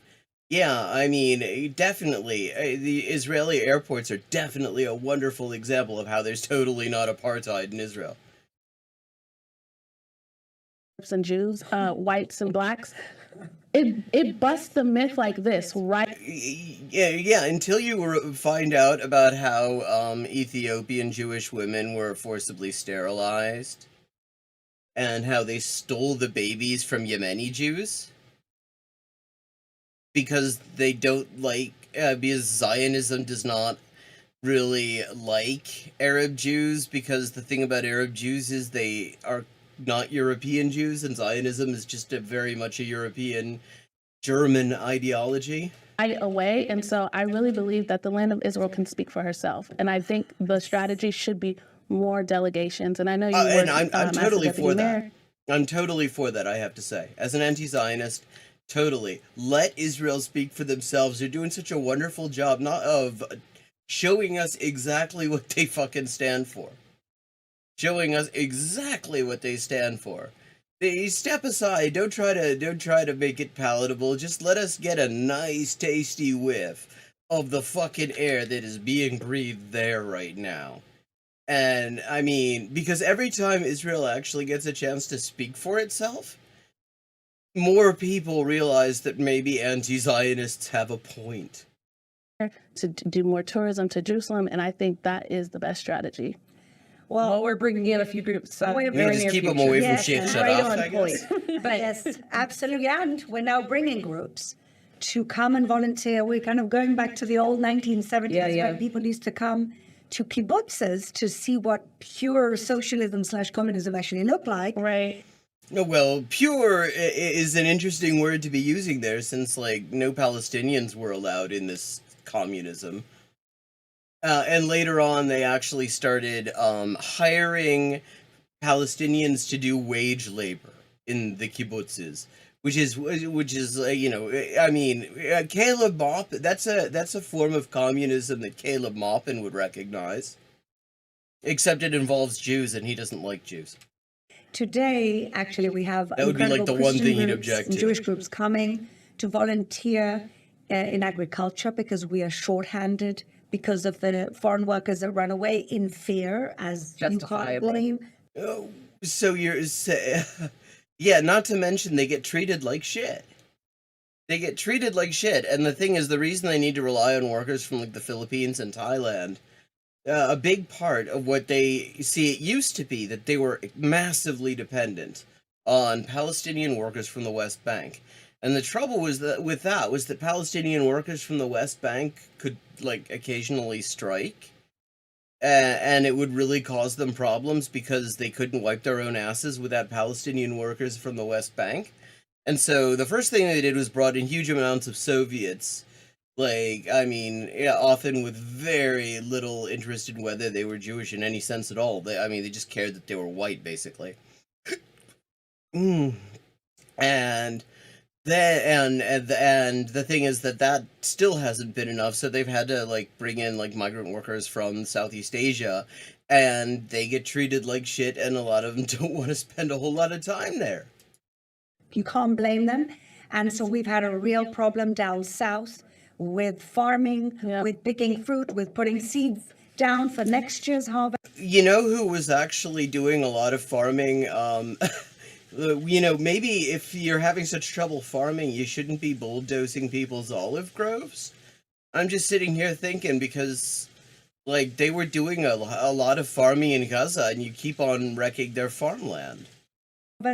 And I'm really proud to say that an organization I'm involved with, Kol Israel, has already brought its second group, and another good friend of mine, Tammy, from Kesher Tours, is bringing more groups. And so it's becoming a thing, and I think that actually works in both ways. We're bringing people to help, to volunteer, to feel they're part of the rehabilitation, but we're also bringing people Rehabilitation.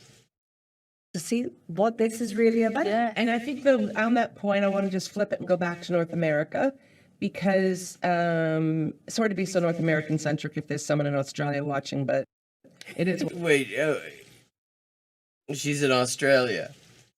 Yeah, she's just like collecting the entire box set of settler colonies. And I mean, try not to be North American centric. You got two fucking North Americans and one of them isn't even like.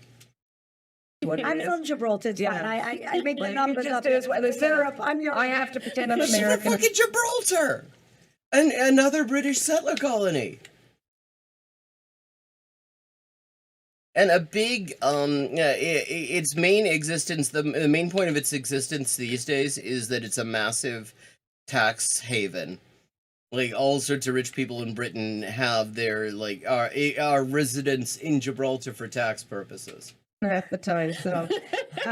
So, like, literally none of these fucking people is actually, yeah, I mean, like, not even, like, in the sense of like being descended from settlers who are already there. These are they're all just like, they just got there and they get to talk about this. Like, I mean, one of them isn't even yeah, I mean, this is great. This is really demonstrating how fucking indigenous Zionist settlers are to the area.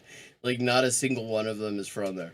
I love America. I do. I love America. But I think that also, to the degree that Israel kind of gets back together and organizes more effective, I don't want to use the word Hasbara, but just kind of like diplomacy. Hasbara, for anyone who's unfamiliar with it, literally means explanation. It is an Israeli term that is used to mean propaganda for foreign consumption. It literally means explanation because the idea is that what Israel's doing is so obviously right that if anyone objects to it, it's just that they don't understand and they need to have it explained to them slowly. And the whole thing has been so far about how badly their propaganda is flopagandaing in the midst of the genocide that they're committing. Yes. We should be doing, and I'm doing it in Canada, outreach to non-Jewish communities. Oh, and 100%. not just the evangelists and, specific identifiable groups. Basically, people who don't know about Israel and aren't Jewish. And Yeah, because the point is, if they know about Israel, you've already lost them. If they're Jewish, they probably already have a pretty good idea about Israel, and either they're definitely already on side, but you could still lose them. I mean, I'm pretty sure every time Israel puts out one of these fake ass videos, they're losing. Every time they do one of these massacres in Gaza, they're like losing people in the Jewish community and outside it who can't with this, who like have actually reached the point where they simply cannot justify it anymore. But so she's saying people who are not in the Jewish community and also have never like heard of Israel, so they can lie to them more effectively, I guess. may just be kind of overwhelmed with the kind of sewage coming at them. They don't know. They don't know. 70%, I always say 15% hate us. There's no point Yeah. in trying to convince them. Exactly. It's a waste of energy. 15%, I would like to think, love us. Between the other Jews and the They just making these evangelicals. stats up, or they read. I actually read it somewhere. Okay. There's a source for this. I mean, they're very Okay, obvious. okay, yeah. Broad strokes, don't hold Yeah. me I know. down to the percentage. But the extreme lovers, extreme haters, and then most people in the middle. The big broad middle. The big broad middle. And The big broad middle, it's worth noting, overwhelmingly hates what Israel's doing in Gaza and supports the ceasefire. I mean, the figures on that in the U.S. in particular is indeed very North America centric. It's like over 60% of the population as a whole say that there needs to be a ceasefire fucking yesterday, and 80% of people who vote for Democrats say there needs to be a fucking ceasefire. Like, literally, it's interesting. When was this made? I feel 6 days ago. 6 days ago. Notice how they are not talking about certain things. They have not talked about Gaza at all. They have not brought it up at all. It's like this whole thing is about why their propaganda isn't working, and they're not going to talk about like why their propaganda isn't working. They're not they haven't brought up. I mean, it's probably a sore subject for Fleur Nahum here, because it looked like a complete ass denying that there were churches in Gaza to a radio presenter who knew perfectly well what the facts were. Yeah, she is exactly, River Ridge. She's trying to confuse ignorant people. a good friend of mine, actually, Joe Landau, who we'll have on our show, wrote a book about this. She speaks about the extremes of the people in the middle. And in the people in the middle, when either here or there, they're getting a lot of negative messaging, and those are the people. You're 100% right. And on that point, yesterday I was interviewed on LBC Radio. Oh, so I'd been wondering. I had not looked at the date. So this is the interview. I showed it yesterday because she was just totally humiliated because she was lying her ass off, claiming that there were no churches in Gaza, even as Israel, and that there was no Christian community in Gaza. And she claimed that, it's the Palestinians won't allow Christians in Gaza or something like that. Which is such bullshit. Like, people in the Christian community in Gaza point out they're an integral part of the community as a whole. Like, the YMCA is the gym that most people use, no matter what their religion. For example. So, and she just kept on going on about this, and the guy wasn't having it, and pointed out that, there are a number of churches there. So here we go. I can't wait to hear how she tries to spin this, since, she's such an expert on propaganda. About the Israeli bombing of a church in Gaza, and I misspoke, and I said You there's didn't no misspeak. churches in Gaza. What I meant to say, there's no Christians in Gaza. Why is it necessary, it is reported, to start shooting, having snipers outside the church. I saw the report this morning. The church, there are no churches in Gaza, so I'm not quite sure where the report is talking There's a about. Catholic church in there, isn't there? But Yeah, unfortunately, there are no Christians because they were driven out by Hamas. Respectfully, there are Christians because I spoke to an MP yesterday who has family members in the church who are Christians. Well, I don't know. I don't know who was attacked. I didn't see the report. But the problem that we have is Right. Which is also wrong. Which is also wrong. She did say there are no Christians in, and that is a lie, actually. And she did say that, and the presenter did in fact say, yeah, actually there are tons of Christians in Gaza. We've had an MP here who is of Palestinian descent talk about, who's part of the Gaza Christian community, has family members taking refuge in these churches, and she just didn't know what the hell to do with that. It was And of course, there are about 200 Christians in Gaza. 700, There used to yeah. be 5,000 before Israel left Gaza in 2005. And yeah, that's not it, actually. That's complete bullshit. my point was, which I've been turned into a big villain in the last. Yeah, because the thing is that it's weird how you look like a villain when you talk about the intended result as if it's already happened when it hasn't yet. You know, it's sort of like if a German government spokesperson were to say, oh, there are no Jews in Poland. You know, and it's like, well, yeah, that's clearly your fucking goal, but it hasn't happened yet. Last 24 hours. But my point was that Hamas have has systematically, ethnically cleansed Christians from the Gaza Strip. Which is a lie.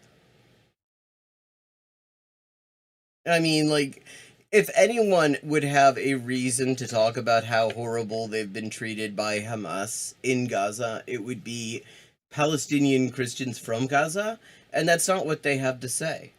They do not have to say that at all. Their problem they have, the only people who are trying to kill them are fucking Israel.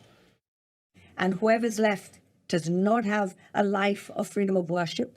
Israel is the only country in the Middle East where the Christian population is actually growing. This is this is wild, because in Jerusalem there has been massive Zionist violence against Christians, Palestinian Christians, it's worth noting.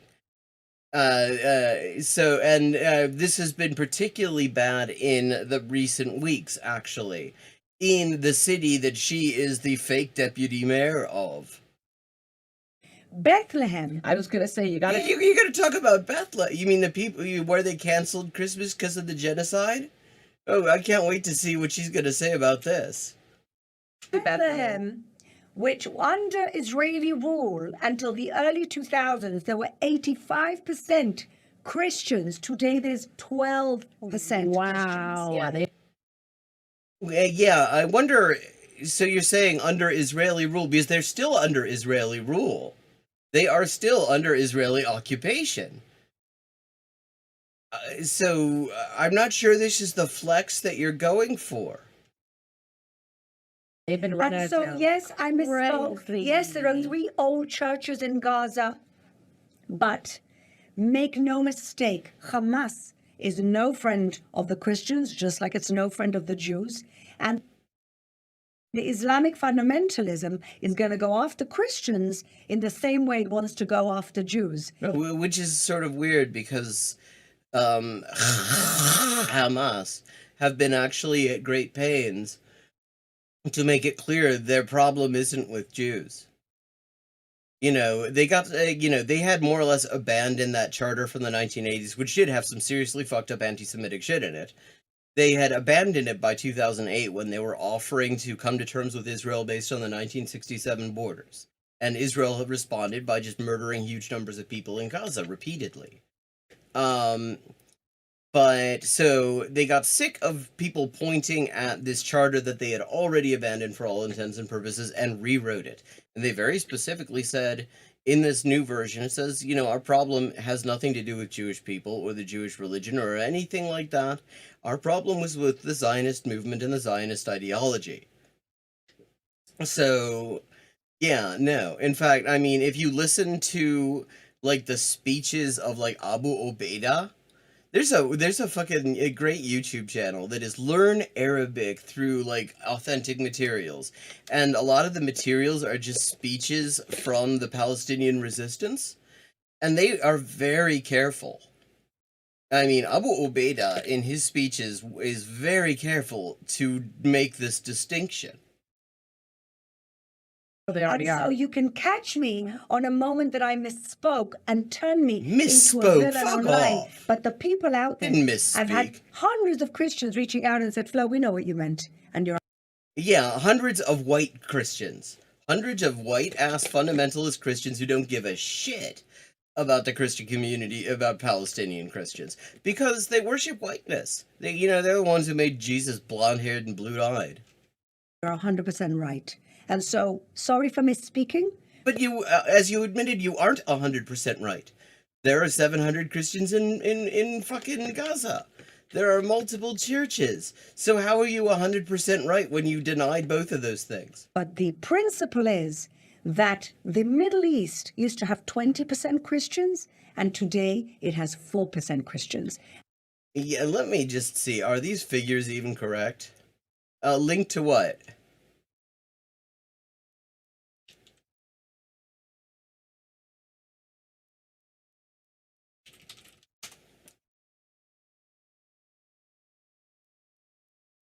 Okay.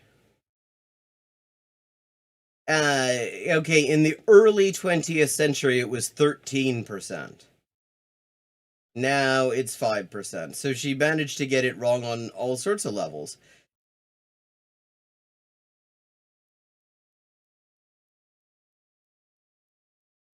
What do you want to link to?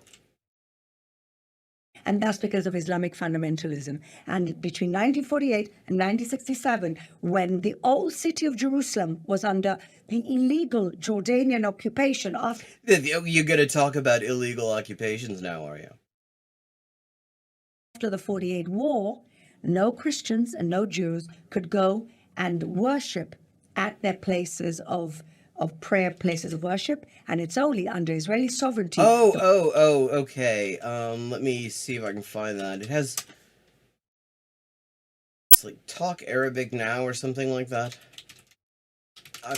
Talk Arabic Today, that's what it is. Here we go. I mean, methodologically, I have to say it's no worries. There were like 5 different things you might have wanted to link for, and I wanted to be sure I got you the right one. This is the channel.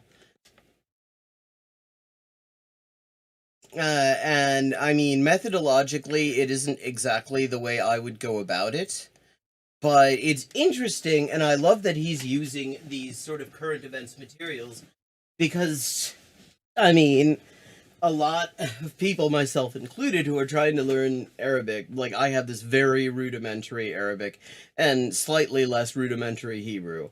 Neither of them I'm particularly competent in, but a big part of why I'm interested is to be able to follow like Al Jazeera Arabic and stuff like that, because I really do not trust a lot of the translations that are out there, because a lot of translations are just bullshit. that we have real freedom of worship in the city of Jerusalem. And throughout Israel. I just want to add 2 things, kind of non sequiturs, but related. One is that, if I'm not mistaken, there is at least one. Why didn't you have like ancient? Why didn't you have like a Palestinian Christian on here to give a take if you're so confident that they will back you up on that? Throughout Israel. I just want to add 2 things, kind of non sequiturs, but related. One is that, if I'm not mistaken, there is at least one, maybe more, ancient synagogue in Gaza. Yeah. Okay, so that does. Oh, well, who knows? They probably bombed that shit too. I mean, the 3rd oldest church in the world was there. I mean, now it's fucking rubble. Doesn't mean that Hamas is really A friend of the Jews or support.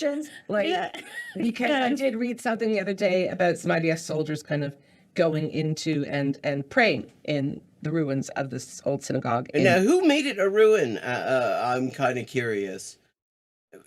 Who made it a ruin? Because I mean, let's just note. Actually, during the U.S.-Israeli assault on Lebanon in the early 80s, it was Palestinian resistance fighters who protected the the main synagogues in Beirut from Israeli attack. In the Gaza Strip.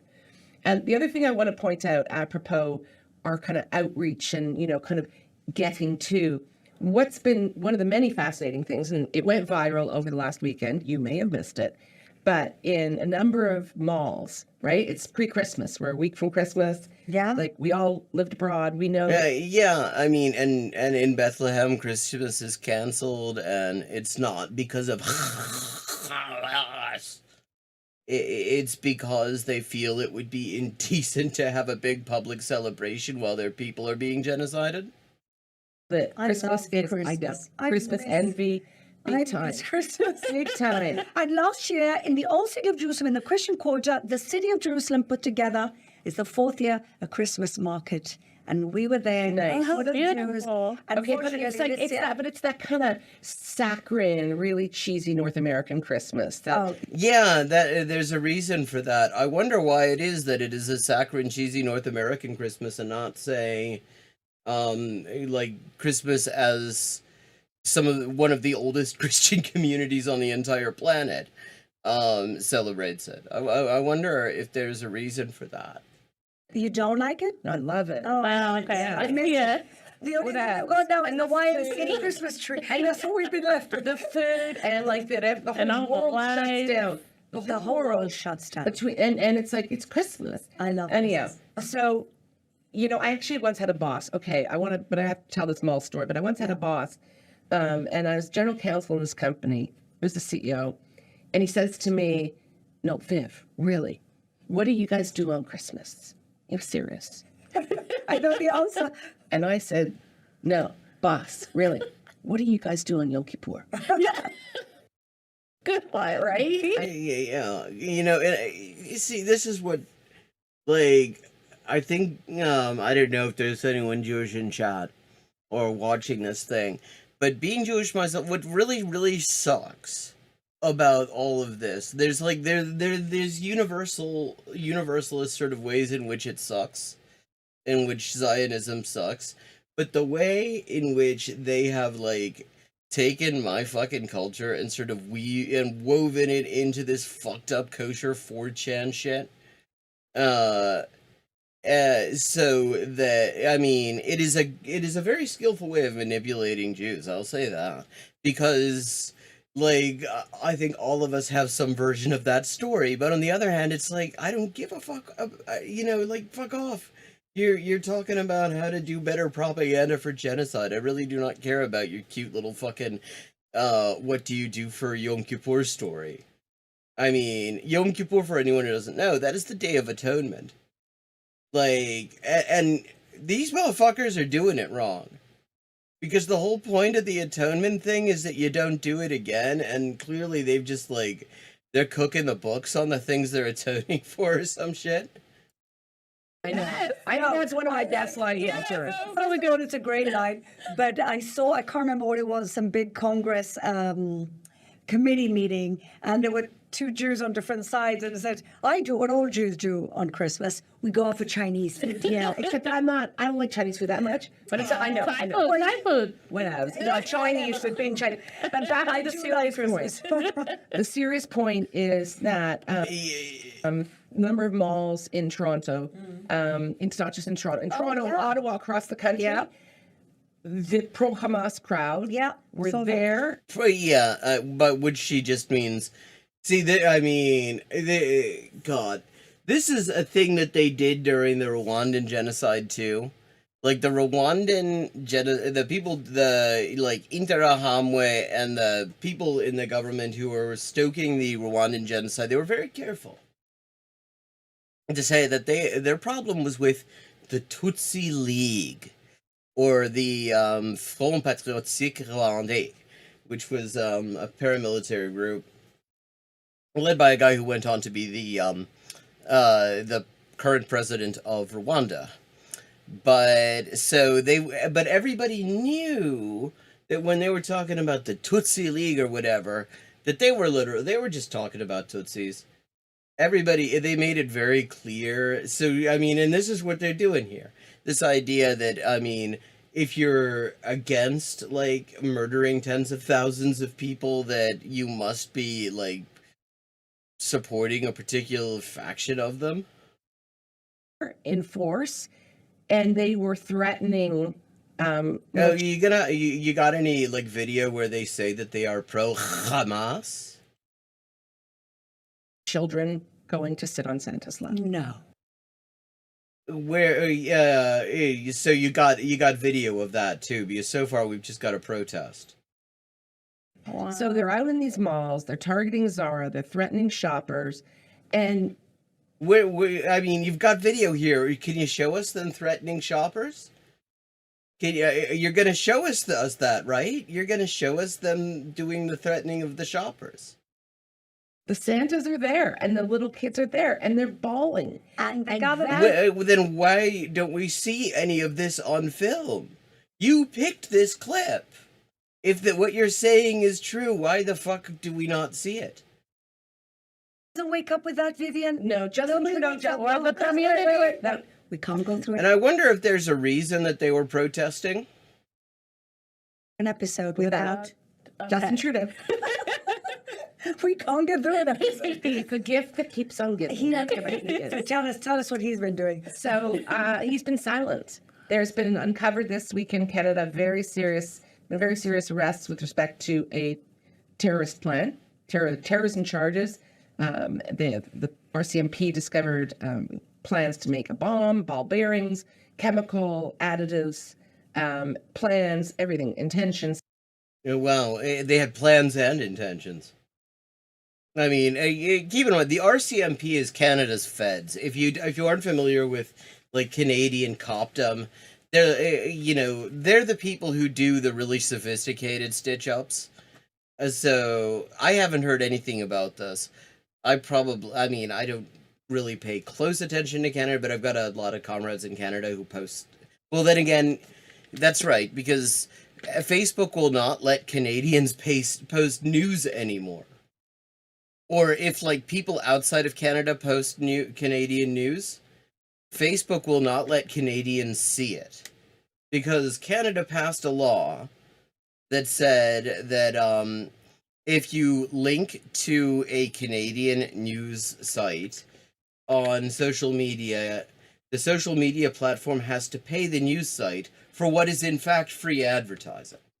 And so Zuckerberg responded to this by just making it impossible for Canadians to share news. No, I mean, the whole thing is a sick irony. I mean, they're sitting here talking about, I mean, they have not once in this thing mentioned why it is that maybe Israel's having a bit of a PR problem right now. Social media posts. They're youths, so we don't know their names. It's really serious. So, my Justin, he went underground. He's been quiet since this arrest late last week. He said nothing about all of the Santa attacks. Really? Nothing. And he came out. Santa attacks? What Santa attacks? Like, was that video? Is that what that was supposed to be there? Because I didn't see any Santa attacks in that fucking video. Hey, chat, did you see anyone getting attacked in that video? With something very lame last night, saying, "Gee, this is kind of Unfortunate. Yeah, it's kind of worrying." But the thing is, for our people listening and for us, is that you should see my Twitter feed now. It's all these outraged, indignant, kind of regular Canadians. Like, you're making kids cry going to Santa? And yeah, I'm sure they're regular Canadians, because what's interesting is I keep on hearing this line. Like right-wingers, these, like, protests around Christmas, like when they did, like, the tree lighting in Manhattan and shit as well. And what I'm hearing from, like, report backs from people who actually were at these protests is that a lot of like random people who weren't there for the protest actually thanked them. Hello, Adria.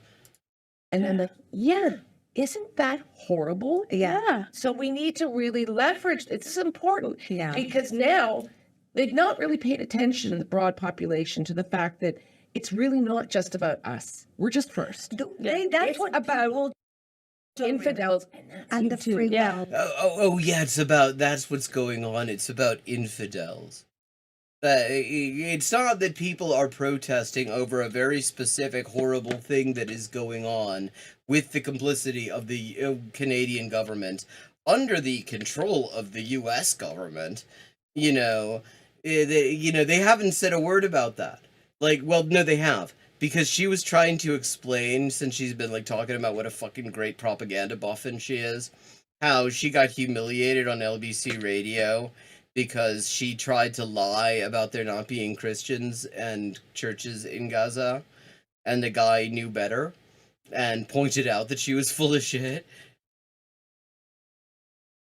Exactly. I think that's what these incidences, and like London, we saw many of these things prove. Many of these things being protests against the genocide. Protests massive. Like, people I know who were at them say they've not seen anything like this in over 20 years. Like, a good friend of mine who was at two of the protests in London, he was telling me, a protest is big when you nip away from the march to go and get something to eat. You go into the restaurant, you get your food, you eat it, you come back, and the march still hasn't finished passing by. Like, that's what these incidents are that they're talking about here. Yeah, it's the war on Christmas. But, well, everywhere except for the one place where they're bombing churches. There's no war on Christmas there. Israel is just really great with Palestinian Christians, as so many of them will tell you if Israel lets them out of prison. That really we're just the first stop on this big tour of turning the whole world into a caliphate. We're all infidels to these Islamic extremists. I feel bad for all the moderate Muslims that I know and She has Muslim friends that I have deep friendships with Yeah. because they're, mortified and embarrassed. I think we should do a media campaign where we just release the Hamas charter. Yeah, but make sure that you release the current one that very specifically says that Hamas doesn't have a problem with Jews. It's been and done. read it. Just read. People are not reading. People No, don't they wanna don't care. read it. They don't. They say It's cognitive dissonance, and there's unfortunately too many radicals out there that are actually poisoning the minds of regular people. Yeah. I wonder if regular people might just be watching the shit that Israel puts out, and that's enough to turn them off. Well, some of them are well-meaning, some of them are just ignorant. But seeing as we were talking about strong female, What fucking planet are these people on? They're gonna pretend that what's going on at these Christmas protests against the genocide, they very carefully avoided showing footage that showed any of the placards people are holding and stuff. That is actually about that it's a radical Islamic protest against Christianity in North America. Like, anyone, right. Like, even the radical Islamists who, there certainly are probably some, are saying that sounds like a really shitty idea. It sounds like you'd get your ass kicked doing something like that. Nobody would fucking do that. Nobody, it's not, they're trying to make this like it's a protest against Christmas? This is like, and they're saying this with a fucking straight face. And then they're talking about why does our propaganda flop like it does? voices of Hasbara.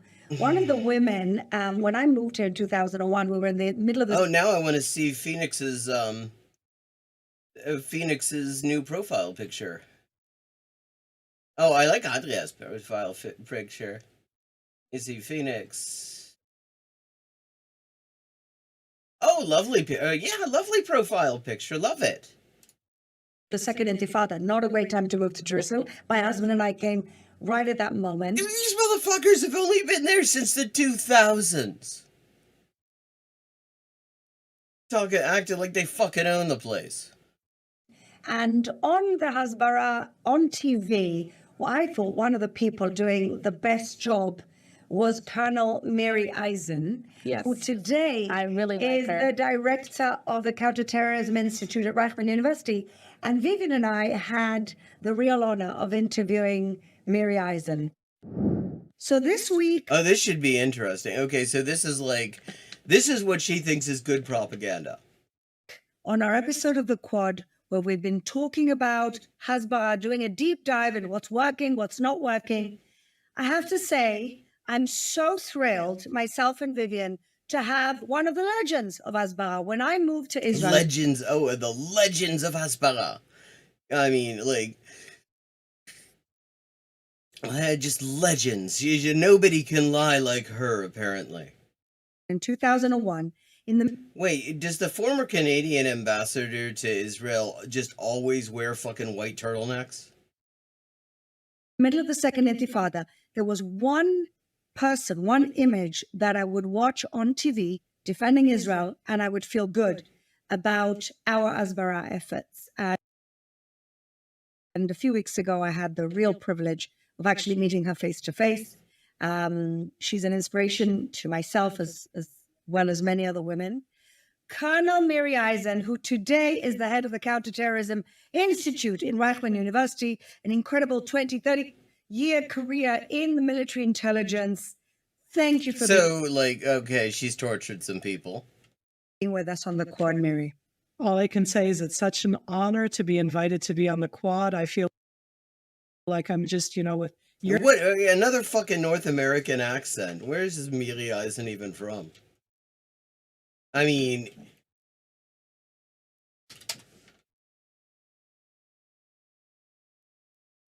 California.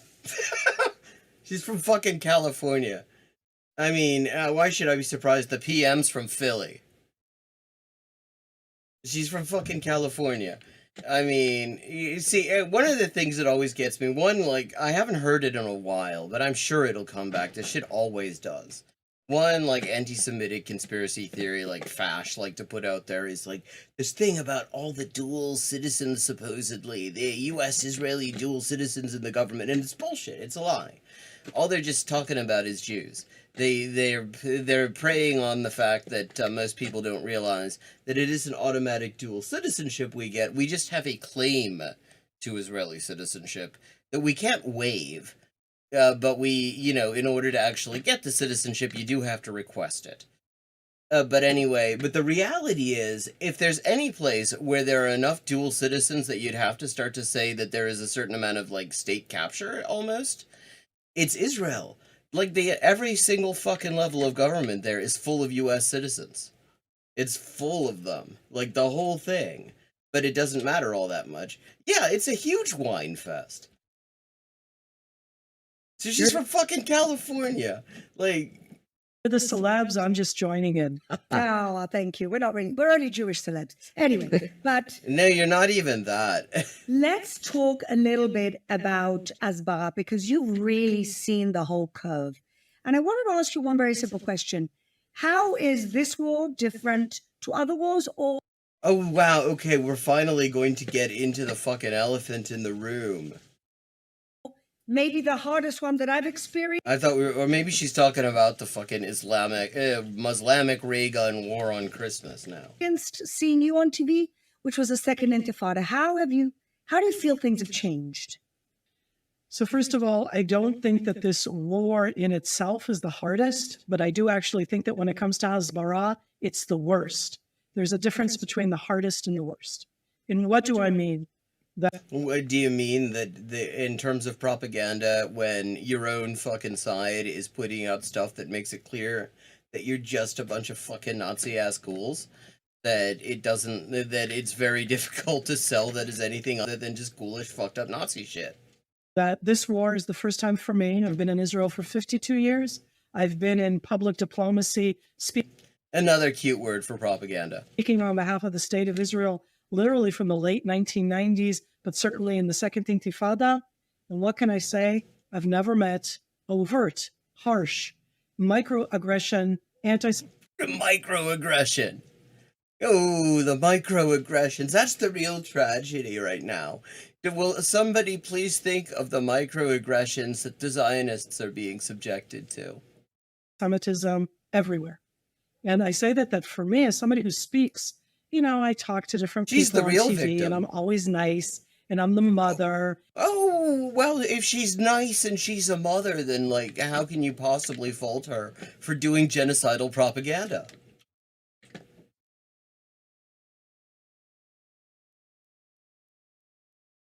And I've always shared those sort of things. And I've never met that microaggression before where I'm being framed in a specific way. What specific way? And I say overtly anti-Semitism, we have been put in For example? somebody has decided to judge us.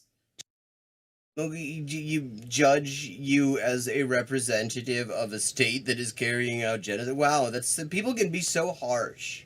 To frame us that way. We always Frame have us what way? Frame you what way? Well, like, what the fuck? Even the fucking former Canadian ambassador down here is squinting like, what the fuck? Like, where's she going with this?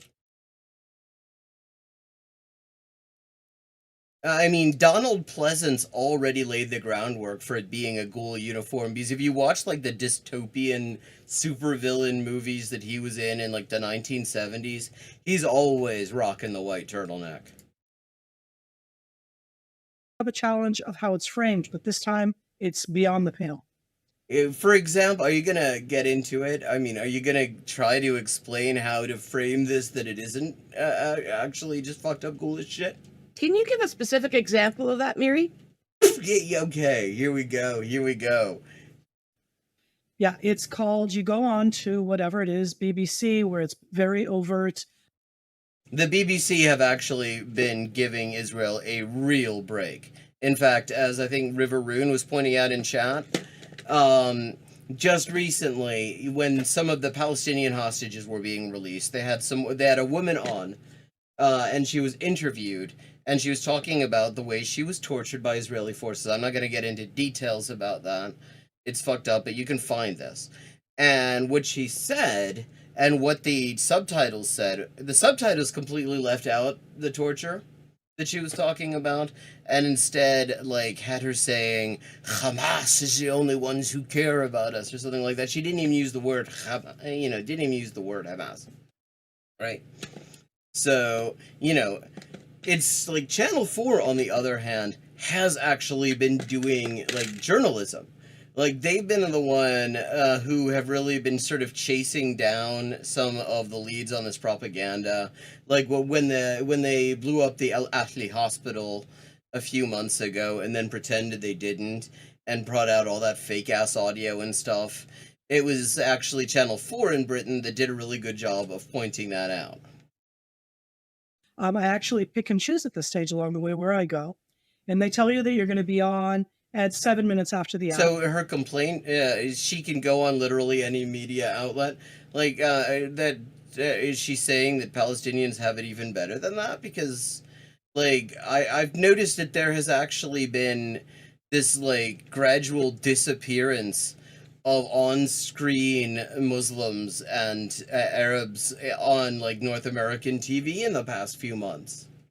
And you're sitting there, and that's okay. They have somebody that's talking from the United Nations Relief and Welfare Agency, UNRWA, from Jordan. And then they have somebody who's talking from UNICEF, either from Europe or possibly from the Gaza Strip. And then they have another journalist who's talking directly from the Gaza Strip. And then so her problem is that there are people providing the facts. And they go, okay. And then they ask you the question in a harsh, negative way.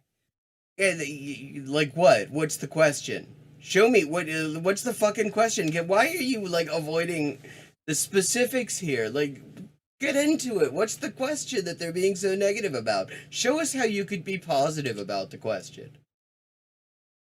So what do you have to say after we just showed you death, destruction, and horror in the Gaza Strip? Yeah, well, I see why it might be hard to spin that positively. So her problem, the microaggression she's complaining about, is that they didn't, like, try to put a happy face on the death and destruction that she's there to justify. Like, You could fucking retire. You don't have to be justifying the mass murderer. If you're finding it hard to justify, if you're finding that to be an uncomfortable position to be in, get on the right side of this fucking thing while you still can. Seriously. I mean, I have no doubt, because we've seen this before. We saw this with Vietnam, for example, that a lot of ghouls are gonna turn around at some point. Some of them probably already are, or are laying the groundwork for it, and claim to be an early opponent of this stuff. I mean, we just, you're finding it hard to justify it, then don't justify it. Just, you could get ahead of this. You'll be a fucking hero if you just resign on air and say, I can't do this. This is absolutely unjustifiable. Nobody will even inquire into all the stuff that you had found completely justifiable. Plenty of libs will be completely happy to just overlook all that shit. And essentially, it's framing it, here we are, we've just brought you up, and now you got to explain or describe what is unexplainable. See, the reason she's using the term explain here is because, again, the Israeli word for Israeli propaganda for foreign audiences literally means to explain. So when they say explain, lehaspir, or is it lehispir? I'm not sure. My Hebrew, as I said, a bit rudimentary, a bit basic. But what that means is justify. So when she says it's not explainable, she's kind of like, the implication is that she can't come up with a reason why this isn't a bad thing. Defend one yourself, even though you're the victim. The biggest change was the whole... But the point is, you're clearly not the victim. It's easier to explain yourself when you are, because then you can say, yeah, they did some fucked up shit to me, didn't they? It was horrible. But the reason that it's hard for her to explain is that she's being called on to justify horrific shit her regime has done to them.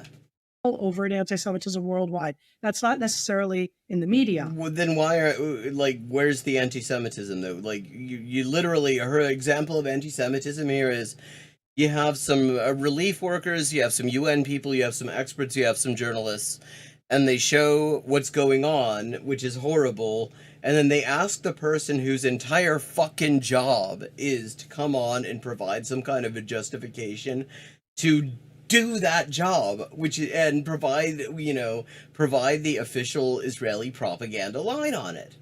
And that's the anti-Semitism, apparently. Like, to asking her to do her horrible job. And it's like, I mean, on a certain level it is, because of course one of the claims of Zionist propaganda is that they're doing this on behalf of all Jews on the planet, myself included. And that's anti-Semitic as fuck, but that's not what she's talking about. She's literally talking about people asking her to do the thing she's on air for. She's... And this is the anti-Semitism that she's experiencing. This is the fucking microaggression. She would rather they not show what's going on. Admittedly, it would make her job much easier if they didn't. But the trouble is, we're past that. We're past the place where and the media, no. They can't just pretend that if they don't show it, nobody will see it. So they have to show it. So, like, she's really, her complaint is that, the internet exists, basically. But it's the microaggression in the media. And that was the entire microaggression. This is like the time that, Weed Lord on the Tim Pool cast was complaining about the Democrats during the Trump years, and he says it's unbelievable how fucking Democrats will make these rules, and then Trump breaks the rules, and then they say that he did something bad, and that's the end of the fucking anecdote. That's what she just did there. Like, she literally, yeah, it's such a microaggression that, they'll bring me on to justify some horrible shit, and they'll show some horrible shit, and then they'll ask me what the official line is, which I'm there to provide. End of anecdote. And everything you're saying, I completely identify with because they do the same thing to me. And then you have to, you're basically, You mean like the time that you lied about there being churches and Christians in Gaza? Or is this before that? Why is she dressed like Han Solo? putting you in a point of being defensive. You're right, River Rune. It's another fucking white turtleneck. What's with these white turtlenecks? But with the vest now, and now she's like Han Solo. Rather than just getting out your message. That's what they're doing. But my Wait, identify with because they do the same thing to me. And then you have to, you're basically, they're putting you in a point of being defensive rather than just getting out your message. That's what. Yeah, you mean they're doing journalism. They're not just allowing you on there to say whatever. They're asking you questions about what's going on and providing context. This is the complaint that they have. And it's funny because this is what I was saying yesterday. I was saying the reason the propaganda is not working the way it was back in the 80s and the 90s is precisely because there is social media. You know, you can watch, like, you aren't limited to, like, US or North American regime media.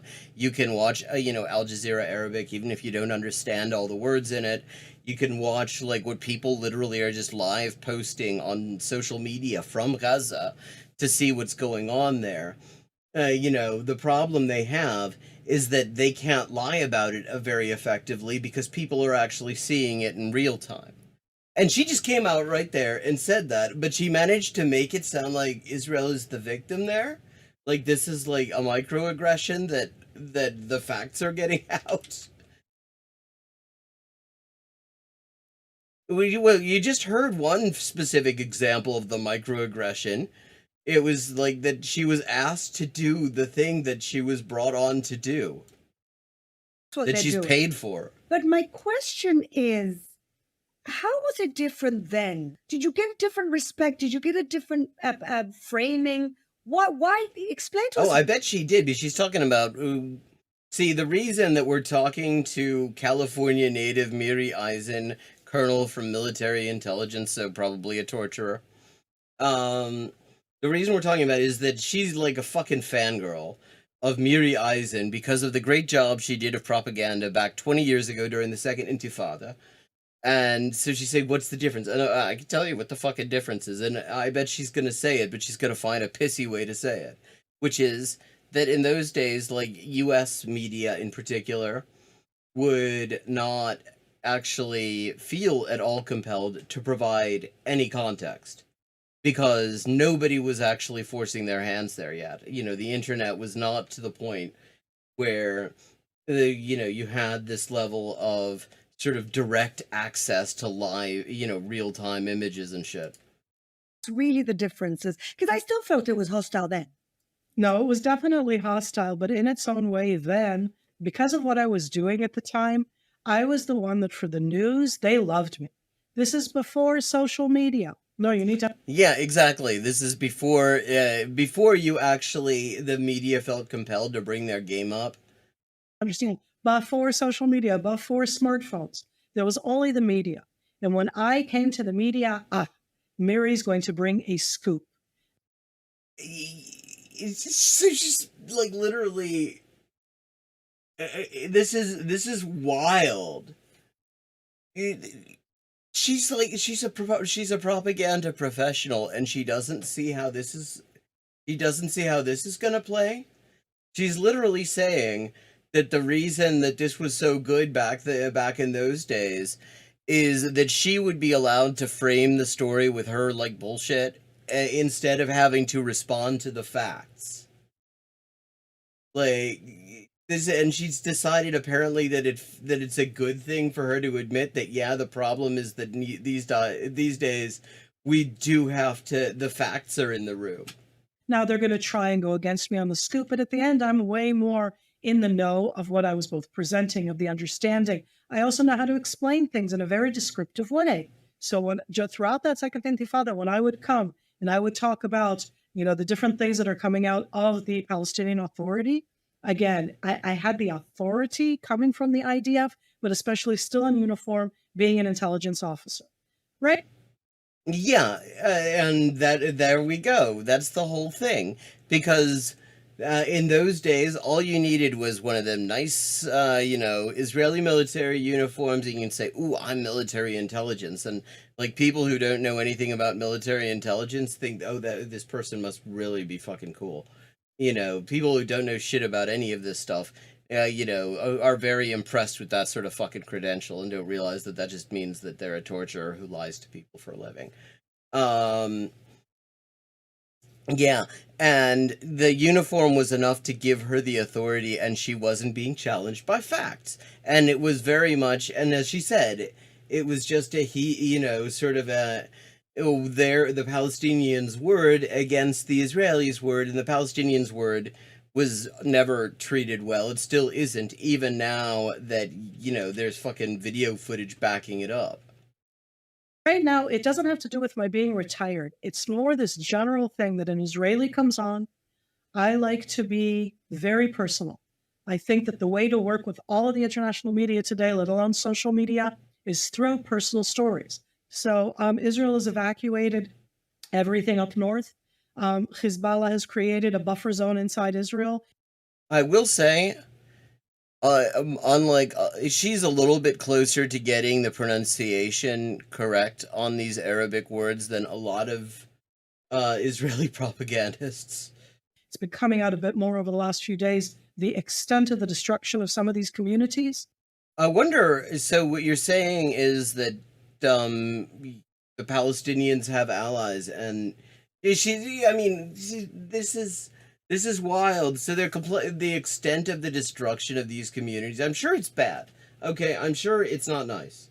I'm sure it's I'm sure it's very scary for the people living there. But I have a feeling that those communities still exist. Like there are still buildings that people can come back to.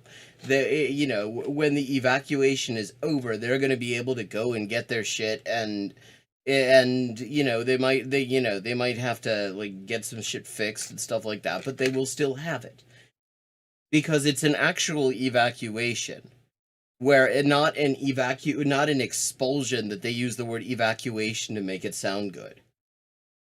Yeah, so and I can see where she's really having trouble. She would be having trouble because she's talking about she's gonna try to go on there and talk about how bad it is in like fucking Kiryat Shmona or whatever up in the north. And people have images. People have seen what it looks like in, say, the north of Gaza right now. And I get young, lovely correspondents on the northern border who are translating from Hebrew to English, and they say, I'm standing here in the settlement of Manara. And I'm like, no, don't say that, okay? Yeah, but you're calling the thing what it is. What was the one? Settlement of Manara. Monaro. I'm very curious.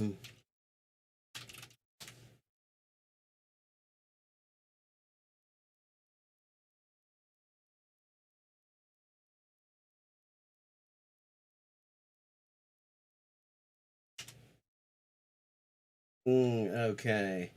Trying to find what town this is. Is this an actual town that exists? First of all, because I'm curious whether this is in the like Golan Heights, which is Syria.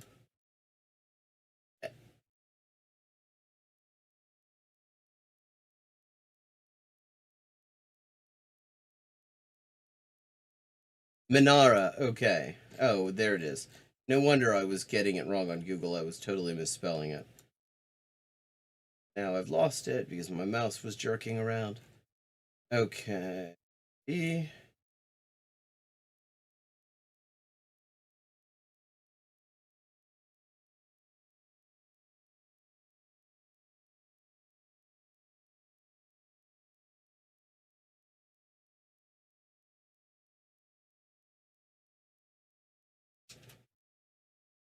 I'm just looking this up because I want to.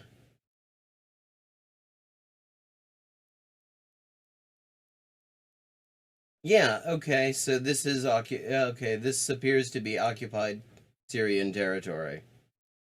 So yeah, it is, I mean, even under the terminological distinction based on international law that distinguishes between like the fucking settlements in the post 67 occupied territories and, you know, the settlements inside the Green Line. It's a settlement. And I'm like, no, don't say that. Okay, that word is a term that triggers a lot of other things. Yeah, it's like, so her problem is that people aren't as eager to just lie with her. And knowing which terms trigger it, it's called being careful, because you want to engage with your audience. You do realize that at least technically the people you're talking to, their job is not to like provide Israeli propaganda. They're meant to be independent journalists with a certain critical distance to what they're reporting on. Like, is she seriously? This is wild. She's annoyed with these people because they're not, because they don't work for her, basically. And they don't pretend to work for her. Heard a settlement, and if it's the settlement of Nahal Oz and the settlement of Kfar Aza, then it is against the occupation. And I get that in Jerusalem, the settlement of. And Again, so they're complaining about, like, facts. I say to them, there's no settlements in Jerusalem, there's neighborhoods. Neighborhoods that you're systematically kicking the Palestinians out of. They don't like that. Yeah, because it's bullshit. They shouldn't like that because you're, like, asking them to lie for you. He thinks this is cute. No, but they don't like our framing, but because it's bullshit. I try to bridge into framing, meaning I don't reject theirs. I say I'd like to phrase that in a different way. I'm very open about it because I don't want it to be, I'm not there. When we come up as the angry Israelis, then what they see is the angry Israelis. Yeah, the thing is, it doesn't matter whether you look angry or not at this point. You could be showing up offering fucking, a potted tea and noodle kugel. It doesn't fucking matter because you're on there to justify atrocities that everybody at this point has seen. Everybody knows that you're on there to try to make it seem like what's going on is okay. And so, you could sound angry, you could sound like wonderfully cordial and shit. It doesn't fucking matter. You're trying to justify the unjustifiable, and that only works when your target audience hasn't seen it. When your target audience knows only what you're telling them. And her complaint, she's fairly explicit about it, is that now the target audience has seen things that she would not strictly choose for them to see in her role as propagandist. Which means we're aggressive. Which means if we're aggressive, then we're the perpetrators, and it's a cycle. And again, it goes back, we're mothers. The aggressive perpetrators. We're wives. We're very adept professional women. Who gives a fuck? We do it all, right? So we need to... Yeah, fucking girl boss. Yeah, who gives a shit? Like, seriously, why do we care? We're not here to, for you to sell your fucking girl boss credentials. They're bringing you onto the media internationally. It's so that you can give the fucking official line of the fucking Zionist regime on whatever fucking atrocity the regime has just committed. If you resent having to do that, you do have an option. Surely you've got enough years in to take the fucking pension. Bring that to the table, and we're not the same voices as a lot of the Israeli male gruff voices that come out. Miri, I wanted to ask you how, because I'm sure you feel this constantly. October 7th happened, and there was a lot of dry kindling all over the West in particular, and one match. And it sparked something that I think probably surprised all of us, even those, I can only speak for myself. I'm just going to put another little content warning. They're probably going to, at this point, since they can try to bring in some, supposed Zionist victimhood, sort of rehash a lot of the propaganda narrative of what supposedly happened between the 7th and 9th of October. It's going to be racist. It's going to be, it might get graphic. Who knows? They might actually bring out some of the ones that even, like, the Israeli propagandists have now started to distance themselves from. But one thing that it is worth noting is that at this point, even, like, the leading Israeli daily newspaper, Haaretz, is calling for an independent investigation into what went down, because it's very clear that at least a significant number of the people, of the Israelis who got killed on between the 7th and the 9th of October were killed by the Israeli military. Who have always felt that there's quite a bit of anti-Semitism just under the surface in Western countries. And it's no longer under the surface, but the virulence and intensity, I just metaphorically always compare it to like a... They're talking about the fact that, like, people saw a prison break and thought it was actually kind of cool. Like, that's what they're talking about. This is what I'm talking about. This is an anti-Semitic approach to the concept of anti-Semitism. Because what they're literally saying is that incarcerating 2 million people and, slowly killing them through starvation and disease, as the US and Israel have been doing to the people of Gaza since 2006 actually, that is somehow an inherent Jewish characteristic, to the extent that if you're against that, you have to have a problem with Jews too. That's what she's doing here. And that's fucked up. That is, that is some anti-Semitic shit, and that is just one of many examples of how Zionism is anti-Semitic. Raging forest fire, completely out of control. How do you feel that, because that's a really new element, the openness, the toxicity. And I think that many news organizations feel that they have license to just speak to Israelis the way that they're spoken to on the streets of many Western countries. Wait. So the issue is that they feel they have license to speak to Israeli propagandists and ask them questions? Like, are you unaware that you're a fucking ex-ambassador? You've dealt with journalists before. You know the job is to ask questions, right? Utter disrespect and disregard. What's your take on that element? So I was surprised by a few things on October 7th. And in this case, I could say the anti-Semitism didn't necessarily blow up on October 7th, but 8th, 9th, and there we are 2.5 months later.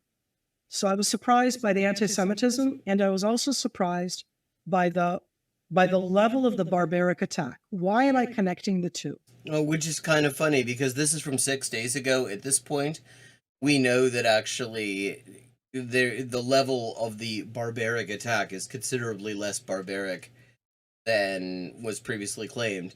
I mean, let's just remember that the main thing that happened on the 7th October was that Palestinian resistance completely wrecked the forward operating bases of the Israeli military. The Israeli military completely fell apart because the Israeli military are just glorified cops. They don't know how to actually deal with people who fight with an actual armed force or anything like that. They know how to terrorize people who are defenseless. This came up, and we're gonna have to wrap up pretty soon, but I just want to point this out. Like back in 2020, there were the first ever joint German-Israeli army maneuvers in Bavaria. And I remember reading an article, and I can't for the life of me find the damn thing, and it doesn't help that I don't know what language I read it in, whether it was in English or German. But what it talked about, it interviewed some German soldiers who were involved in the exercises, and one of the things that they remarked on was that it was weird how little Israeli soldiers knew about defensive tactics, that they knew absolutely nothing about it, they weren't trained in it. All they knew how to do was offense. Because that's all they ever do. They don't have to, they're not actually used to dealing with an actual professional fighting force on the other side. All they do is it's a flex for them if they strip a bunch of accountants and doctors and teachers naked and parade them through a fucking stadium, like, you know, in images that to anyone who knows anything about Chile immediately bring up the coup. And let me just close on this note that, like, the reason it's really actually, it's nice to see that their propaganda is falling flat. It's nice to see that they're freaked out about it. They should be. It's nice to see them almost kind of getting to the point of acknowledging that the reason is that now people can see the things they're justifying rather than taking their word for it. I mean, that's because that's what's going on. But they don't want to acknowledge that actually what's happening is they're getting to see, like, what the propaganda Israel sends out for, like, the domestic population who think this is a huge fucking flex. You know, who actually look at these guys vandalizing people's apartments, you know, tearing up their furniture, stealing their shit, and thinking and acting like this is some sort of a huge flex, or emptying their fucking clips into an empty, you know, primary school classroom or some shit, like that's some sort of flex. And people are looking at it as like, Jesus Christ, these people are fucked up. Like, that's the problem. And it's actually really nice to see that the people whose job it is, who get paid to try to find a way to justify things that for which there is no justification, are having so much fucking trouble. The level of cope on here has been fascinating. And wow, we've almost gotten through it at this point too, amazingly. I mean, there's still 20 minutes to go, but if you want, let me know in Discord or in chat right now I've got more of this content queued up. I would be interested to talk about it. I mean, I think that this has been a good couple of streams. It's a nice change of gears because it's easy to sort of get into sort of a bit of a rut. You know, not necessarily a rut, but you get into a pattern because you're dealing with the same assholes all the time. And so you end up often saying a lot of the same things. So this changes it up a bit. It's a bit more topical than some of the stuff we've done. And if you're liking that, I could totally do more of this. I got a bunch of this shit. Yeah, so let me know in Discord. And if you enjoy the stream, please consider supporting the stream with a donation via the tip command or by supporting my Patreon, link on screen. And I look forward to seeing you next week. And let me just say, I don't want to say Happy New Year. Yeah, oh, thank you. Okay, I've got a bunch more of the Zionist View on Reaction Fodder to playlist, so we can do that. And let me just say, I'm not going to say Happy New Year because that would be tempting fate. Gracias por decirlo, GGM. Because it feels like it would be tempting fate. So let's just say, let this be a survivable New Year. Okay, I'm setting my expectations low, you see. I just hope that maybe it isn't as shite as the previous three have been. That maybe we can sort of regroup, you know, just sort of the international working class as a whole, and you know, maybe go on the offensive and make some fucking gains, and maybe this horrible shit in Gaza might come to an end. And we could possibly get to direct our efforts as people standing in solidarity with Palestinians to fucking rebuilding the thing and demanding the complete and verifiable disarmament of Israel. Have a good night.